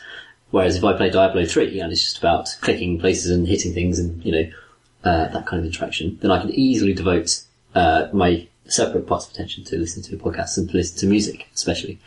And that's fantastic. But there are amazing limits to your brain that games can really kind of highlight when you try to do multiple tasks at the same time. And that's what's kind of interesting about this exercise, is that precisely which games occupy you to the extent that you can't do other activities. Like, to what extent is a game a passive activity rather than something that you're completely mentally devoted to? Yeah. It really is just fleshy brain stuff. Like, it's down to the science of the areas of your brain that the thing is stimulating. It can be surprising too, because Supreme Commander is probably the most mentally taxing game I play of any kind. But I can listen to podcasts when I play it. And it's like the podcast is just plugging into a different part of my brain, like the narrative part of my brain that follows a story and understands the progression of things is not being used at all in Supreme Commander. Supreme Commander is all maths and calculation and planning and strategy. And so it's perfectly fine for my brain to just be like listening to some relaxed interview whilst I'm also managing like 16 different factories and fighting off 4 different opponents at once. It's the old adage of like rubbing your chest and patting your head. Yeah. It really is. It's just like the reason why that action is difficult is because the same part of your brain has been asked to do 2 conflicting tasks. Have you guys played Crypt of the Necrodancer? Yes. It's, yes, the Crypt of the Necrodancer, the idea is brilliant because it's a roguelike. It's a turn-based roguelike where every turn is defined by the beat of the music you're listening to. And so instead of, roguelikes, true roguelikes, you choose the pace of the game by when you make a move, that takes the turn and all the enemies and everything else on the map changes based on that turn. Whereas in Crypt of the Necrodancer, there's a beat always coming, a rave dance beat. And you've got to make your decision by that beat, and if you don't, then, you disadvantage yourself. As a way of listening to music, it's difficult because I'm not sure the algorithms by which... You can plug your own music into it, but I'm not sure by the algorithms by which it chooses the beat necessarily that accurate based on my brief experience with it. But that's such a hard thing to do, to come up with an algorithm that kind of decides what time signature a thing that you put into it is. I also just find the game quite hard because, roguelikes have quite a lot going on in terms of you dealing with these dynamic situations of different enemies with different abilities in different environments, and having to do that to the time of a beat as well doesn't really leave you any time to really appreciate the music beyond just panic. It's stressful. Yeah, you're under attack while you're doing it. And PC Gaming guy Phil Savage wrote a neat article about his favourite game to play in audio surf. Yeah. And the mode he plays audio surf. It was a Gorillaz track, right? It was a Damon Albarn track. Damon Albarn of Blur and then the Gorillaz. He's recently done a Chinese opera, like a year or so ago. And one of those tracks is Phil's favourite track to play in audio surf. I think it's called Monkey something. I can't remember the first name. The opera was Monkey Journey to the West, wasn't it? Yeah, that's right. And it's really interesting because it starts out with these disparate vocals, and the reason why Phil... we'll link to the article in the show notes, but the reason why Phil enjoyed this one is because it delivered like a perfect arc in terms of like the physical track that the game drew from the track was just a giant kind of lump where you'd slowly escalate upwards through these disparate vocals, then layer out as soon as the beat was introduced, and there's a big aggressive section. The final third of the song is really very conventional Western kind of rhythms and distortion noises, and then you race down while that's happening. And interestingly, the mode that Phil chooses to enjoy that song in is just a binary mode of avoid everything. In audio surf, like by default, you have to hit things in order to chain up combos and stuff. Yeah. But the thing that Phil really enjoys playing is the thing where you just simply avoid, because then it switches off your brain, and all you have to do is move out of the way of things in rhythmic ways, and then that frees up yourself to enjoy the music. That kind of gives your brain more space to interpret it. Ilya calls it facile and unfulfilling, but I actually quite like the way audio surf interprets a track, because it is, once you try it with a bunch of different music, you do discover that there are particular tracks that just are radically different to anything else. And I think Phil shows like a screenshot of you get like a side-on map of the track that shows its height over time, and you see it like it builds up massively to this huge peak and then like coasts along. My favourite song to audio surf is Sea Line Woman by Feist. Is it Feist? Yeah. It's a cover version of Nina Simone's song. Yeah, but her cover in particular just has this, like, has hand claps and a steady beat that gives it a constantly undulation undulating track for the central part. And then at some point the lyrics stop, then it goes into kind of like a crazy solo thing that's just fucking nuts. And it's a really good part of the song, and it's also just, the track goes completely off the rails and gets way harder. Matthew Cooksey writes, Hi Podcrates. Between saving the world from robo-Nazis, Wolfenstein New Order, and forging a new future for humanity on the alien planet beyond Earth, I like to lay down some sick grinds, ollie ollie, and then recline in the beach house I just built, Minecraft. Then if there's enough time, I might fit in a sprint, sword match, and grapple with two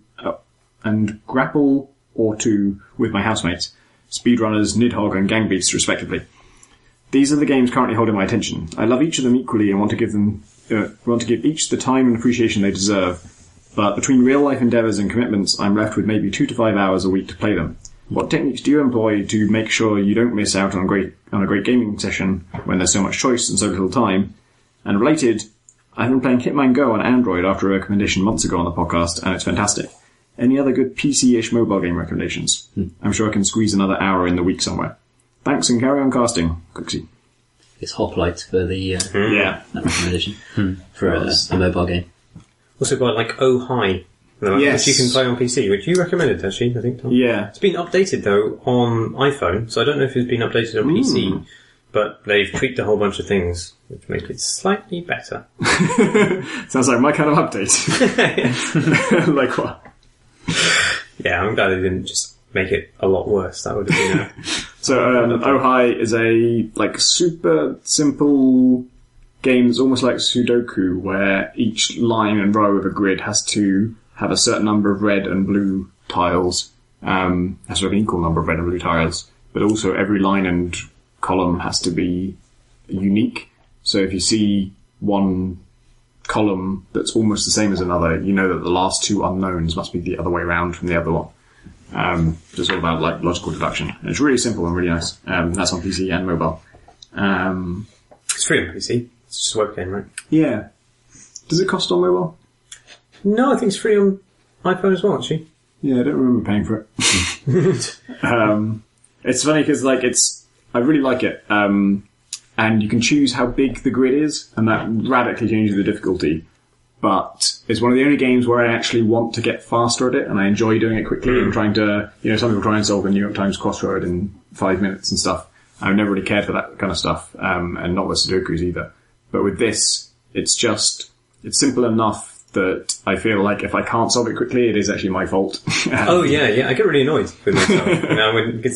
Especially in the larger grids when there's all of the rules are in it are extremely simple and easy to intuit, and if you spot the thing that is part of the rule set, you immediately know what to do. But on the larger grids, it just becomes a matter of scouring each line, going through everything, and making sure you haven't missed something. And when you finally spot that you've missed something, it's like, oh, what a fucking dildo I am. Yeah, it's like two blues next to each other, and the rules say you can't have 3 in a row of the same colour. So you know the next one's got to be red. Of course it is. As soon as you do that, it all falls into place. The thing I like about it is that in Sudoku, it's all about eliminating possibilities, and you're like, okay, well, it can't be a 3 there, and it can't be a 5 there, and it can't be a 7 there, but it could still be a 1, 2, a 4, and a 6, and an 8 and a 9. And keeping all that in your head is really difficult. And there's only 2 possibilities for every space. It's either red or it's blue. So as soon as you know it's not blue, it's red. And so there's no holding it in your head. It's always just, it can't be that, so it's that. And it can't be that, so it's that. Yeah, I do feel, having played quite a lot of it, that there needs to be another layer of escalation beyond what I got to. And it's not going to open up and introduce new logical things. Well, for me, that's just speed. I just try and do it faster and faster. And for, the 6x6 one, that is a good level of it's never too obtuse. Whatever logic I'm missing it because I'm an idiot.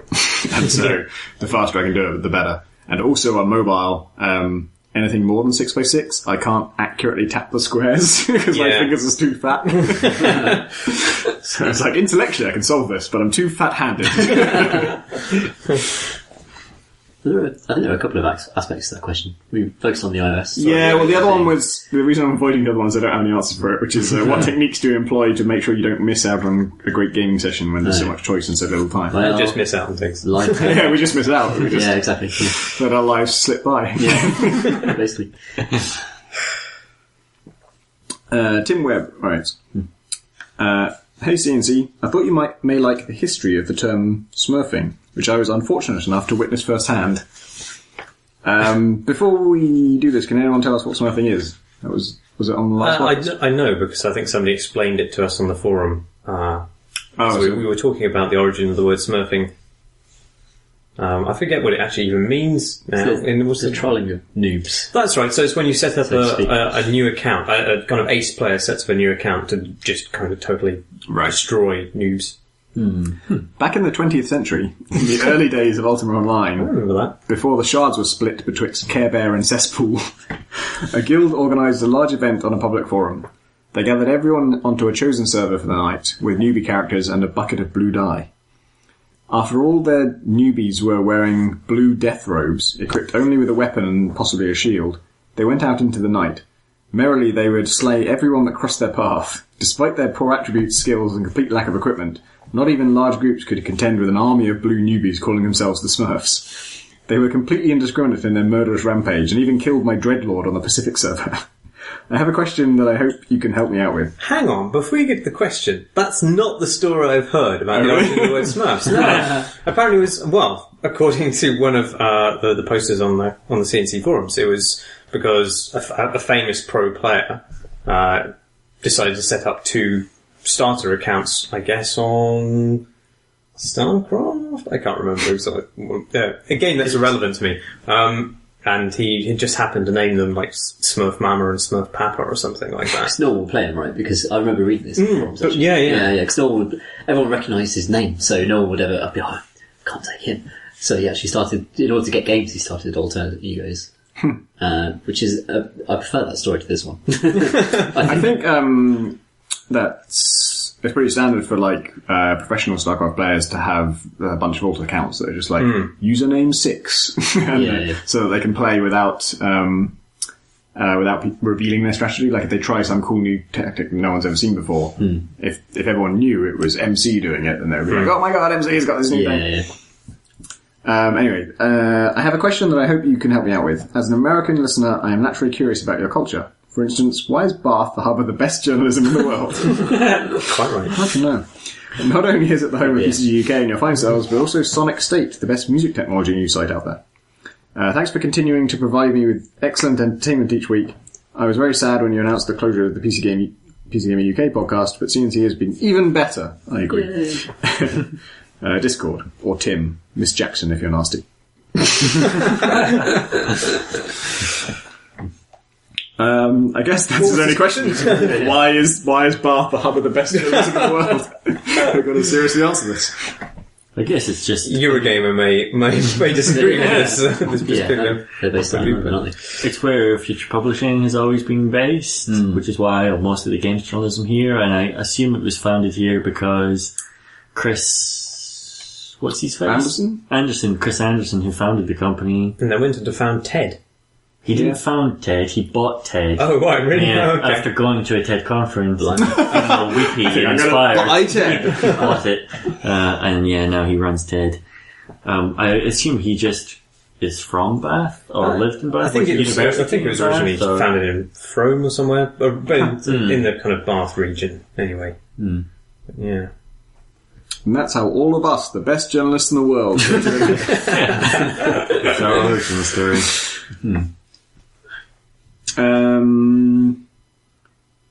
I have one here that I don't have a name for. Oh yeah, Tony White writes, quick question. We all love Steam but dislike different parts of it. So if you were in charge of Steam, what would you do differently? I dislike the recommendations. I don't think they recommend me anything good ever. So have you been...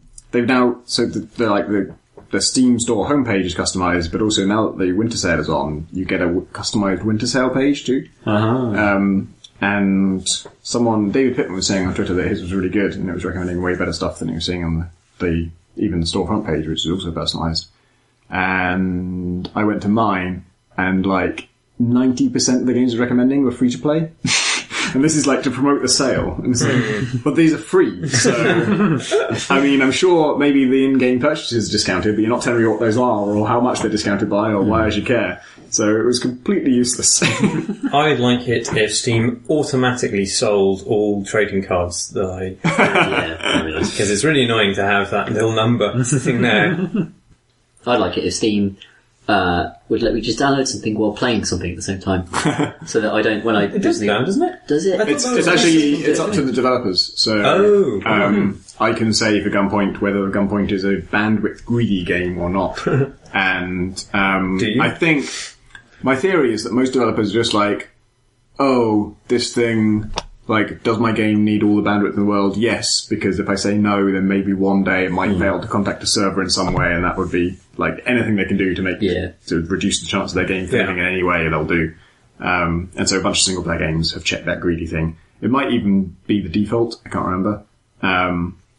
But as a developer, you can say either,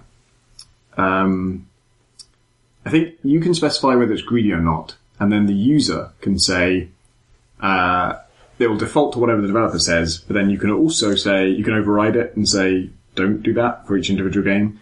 And I think you can also set a global setting, but then you have to go through each individual game and say, use my global setting. Unless the developer just didn't care. So you can, like, if you like, I think the power you have as a user is to set a global setting that says, don't download it when I'm playing. And then even if the developer says you can download, it will override that. But I think if the developer has said, this game needs bandwidth, it will override your global setting. Yeah, I want the global setting. Because, like, everything I download, like, it stops as soon as I boost game up. It's got really weird lately too. Like, you can't, if I just want to, like, it will just tell me, this game's updating, but the download is paused and it's at 0%. I'm like, what? I didn't tell it to pause, I didn't tell it to update, I don't know anything about this. And then the only way I can do it is I have to go to my download queue and press a special button that moves it to the front of the queue, even though nothing's actually above it. It's really weird now. I do agree that the, go back to curation stuff, hasn't been especially successful, like, because from a, website perspective, like, we have a team of people, why should we devote resources to... It's a big admin task to add shit to the Steam curation list every week. We review loads of stuff, and it's a big admin task. It's a lot of time, and there's no reason... No one really has a reason to do it.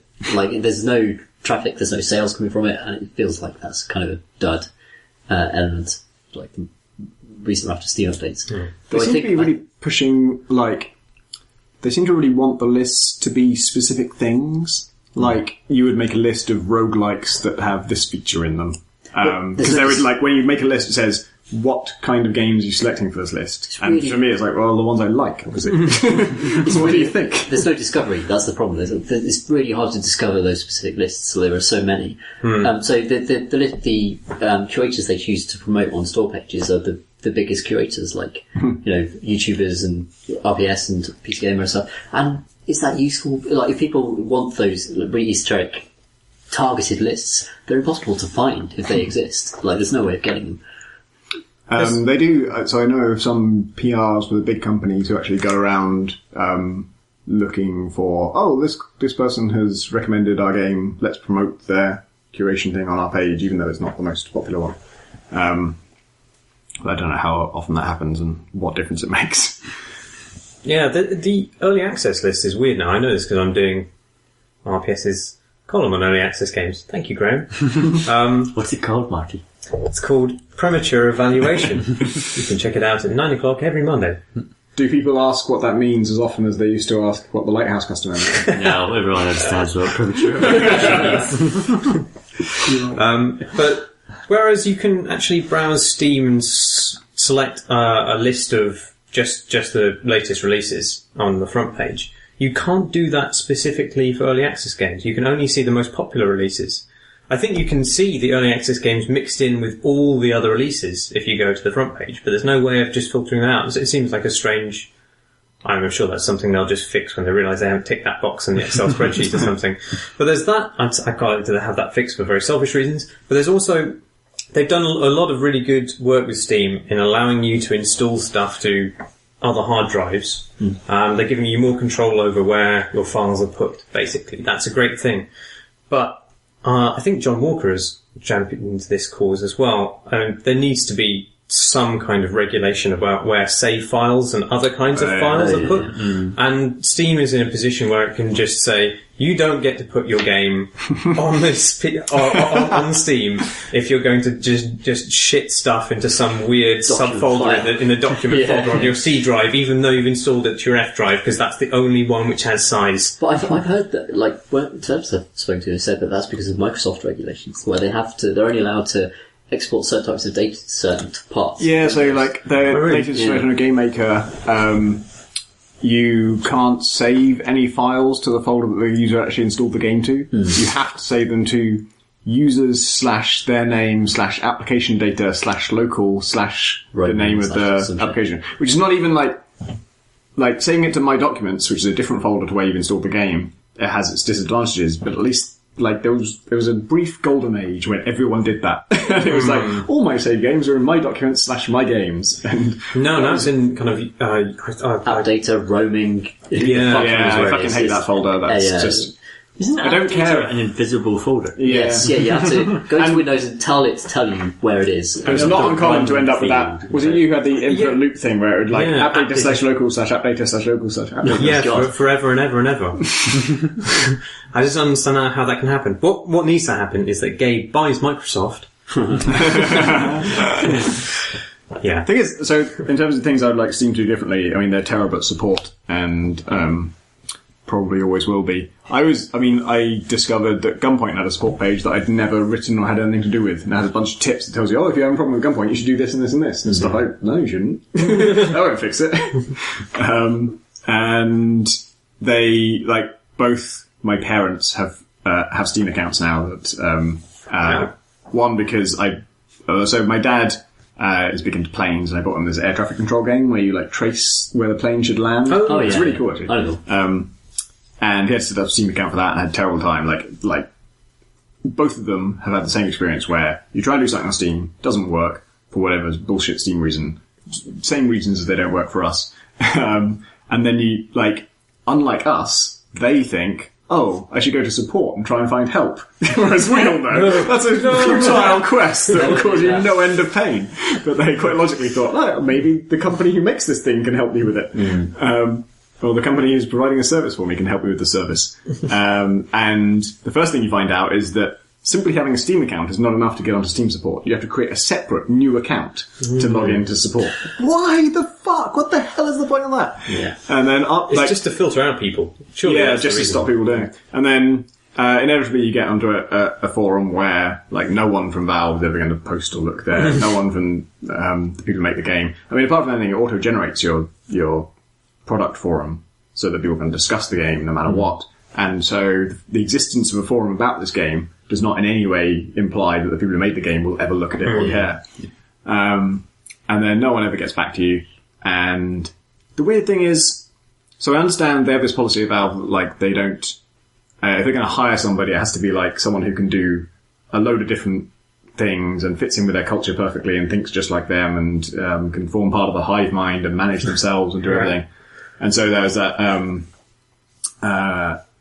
the person who's trying to do like was it an augmented reality project who left Valve and was complaining about that because she wanted like a machinist just to machine some parts. And they wouldn't do it because if the only machinist they could possibly hire would have to be good at programming and design as well, and also be able to write a comic and be a perfect part of their culture. And she was like, I just need to cut some fucking metal. And I think they probably have the same attitude with support. So they don't hire support people because there just aren't that many who can fit into the Valve culture perfectly. But they do have infinite money. I feel there is a bunch of things that they could spend money on as much as they possibly could without ever running out of money. Like, it would be impossible for them to exhaust their money supply, even if they really tried, on tech support. No matter how expensively you did it, you couldn't use up all of Valve's money doing this. And I think it should be just, I don't have a perfect solution for it, but, like, at the bare minimum, they could be, putting bounties on these problems. So if you're a community member and you come in and you solve a problem someone has, and the person who has that problem says, hey, this community member solved my problem, verify, tick the big box saying that happened, that person could get some money for it. And just throw money at the problem, basically. Just incentivize people to help other people with problems. Because what they have is 100 million people who are experienced with PC games, And that is the best resource in the universe for solving PC games problems. Like, no one person has more knowledge than that. Generate some trading cards and... trading card. Because they do already have a service for translating games, where volunteers can often translate your game into other languages. But the thing is, those people can only get rewarded with free copies of the game they just translated. And obviously, they already own the game, so that's fucking useless. So they need a system where they can just, like... I mean, they already do it for TF2 maps and stuff, where if you make a good map and then they put it in the game, then you can get a bunch of money for that. It feels like they just should be part of their pre-market ethos, really. If you kind of contribute to this enormous culture, then you could, and perhaps should get some monetary reward. Yeah, the thing is, so far, it's all been, let's make the community pay each other for stuff. So TF2 maps, it's you have to buy a special badge, and that just costs you money, and the money goes to the map maker.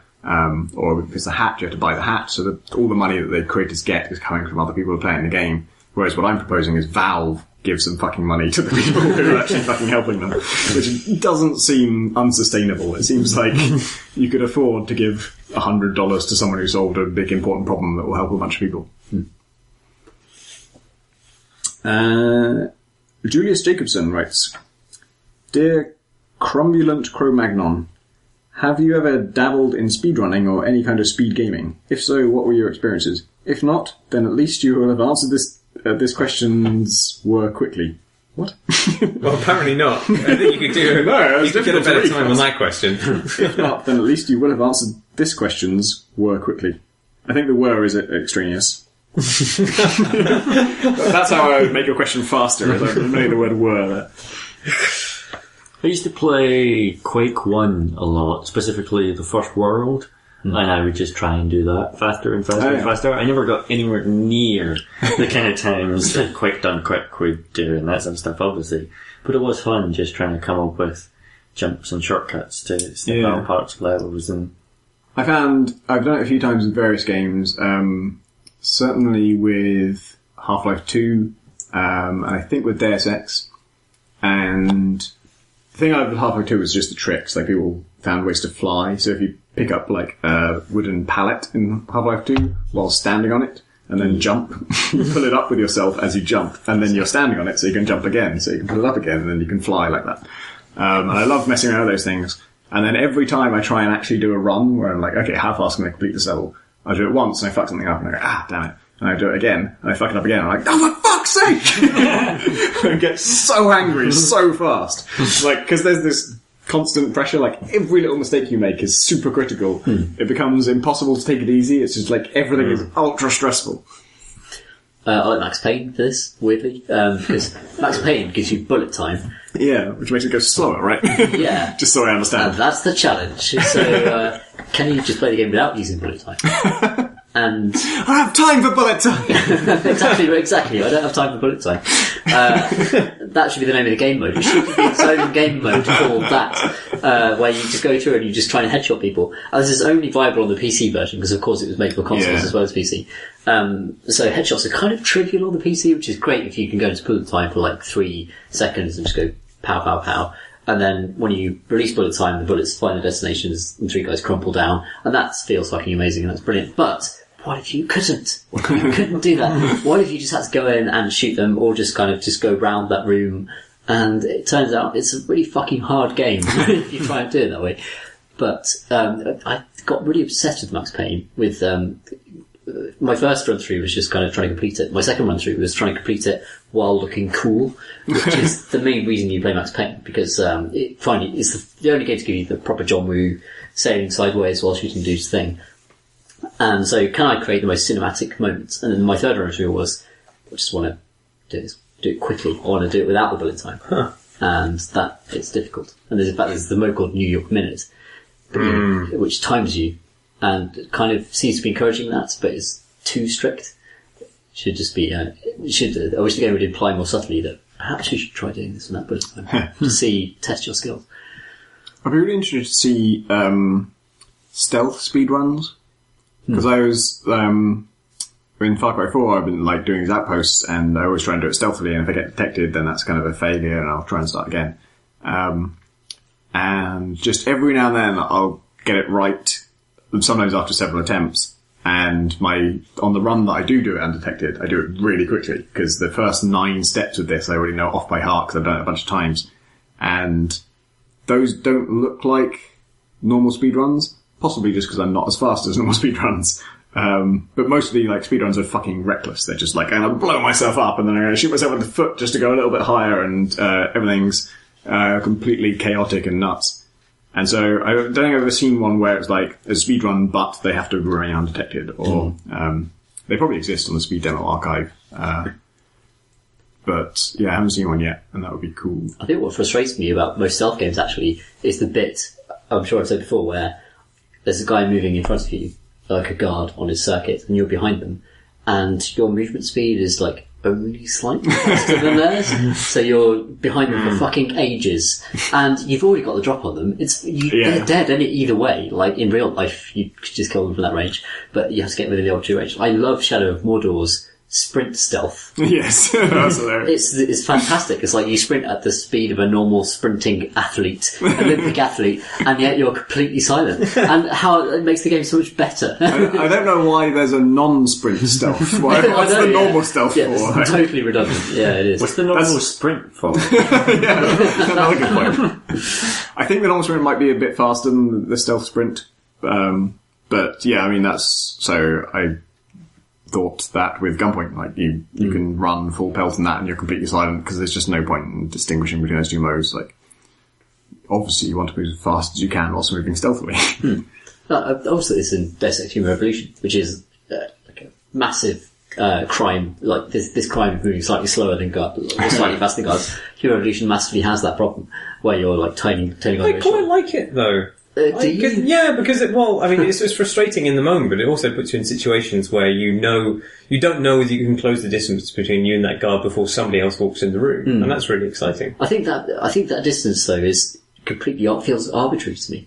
Like, it doesn't feel connected to my actual character's abilities, where in Deus Ex Human Revolution I have giant kind of chisel arms and can just do anything I want, really. I can fall from a three-story building and be fine. You should have, like, foam feet ornaments or something. Be able to scuttle forward like a little spider. That was the cool thing about Dishonored, was the short-range teleport thing. Yeah, it's great.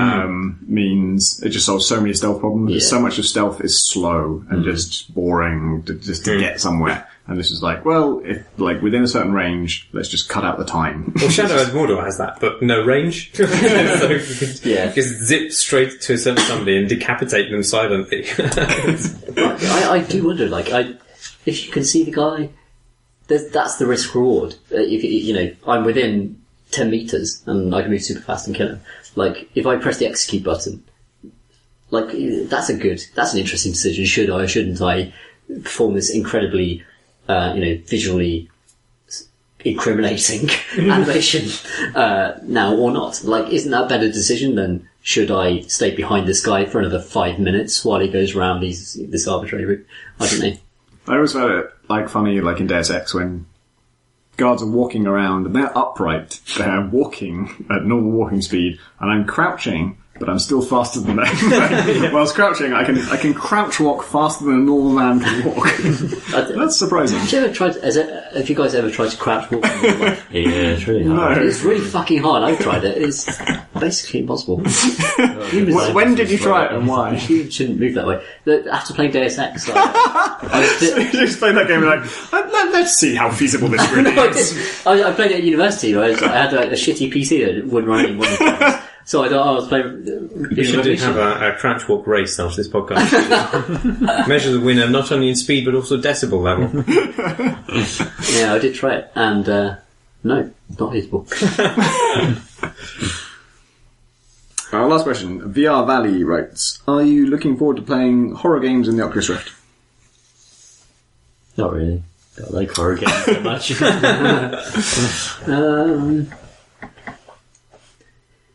Yes. But only to the extent that Oculus Rift developers can actually experiment with the idea of horror, which is, like, we talked a bit about horror in recent podcasts in the last few months with the release of Alienization. It doesn't seem to be many brands of horror, really. It's, being hunted by something. It's either linear or maybe there's a dynamic system. But kind of proper psychological horror, just being in a place and that place being oppressive and gently sending you a bit crazy. like that kind of really interesting stuff, not really been done very much in games. And the Oculus Rift, with its kind of promise of full immersion, is a better place to experiment with that stuff. I'm kind of interested in stuff like Gone Home, where it has a horror atmosphere, but it doesn't actually have any jump scares and isn't about that kind of stuff. Because I feel like that could be enhanced. That Gone Home would be even scarier in the Oculus Rift without being any more annoying or, introducing any negative stuff. Yeah, I mean, the old horror adage is don't show the monster until, later on. Never show the John Holmes monster. is just the best horror game ever. Don't show or involve the monster at any point.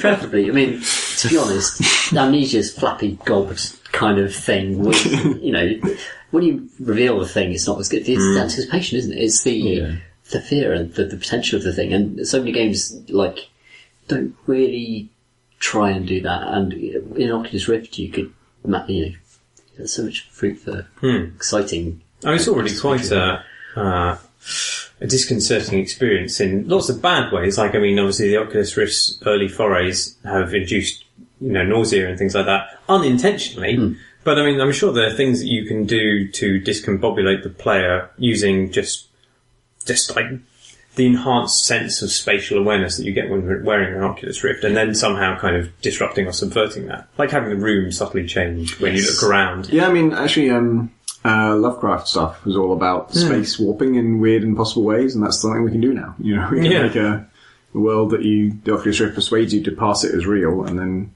games can make those spaces fuck up in weird ways that don't make sense. Don't know if I want to play that game. Because I may actually go mad. We might find out that's not scary at all. It's just kind of irritating.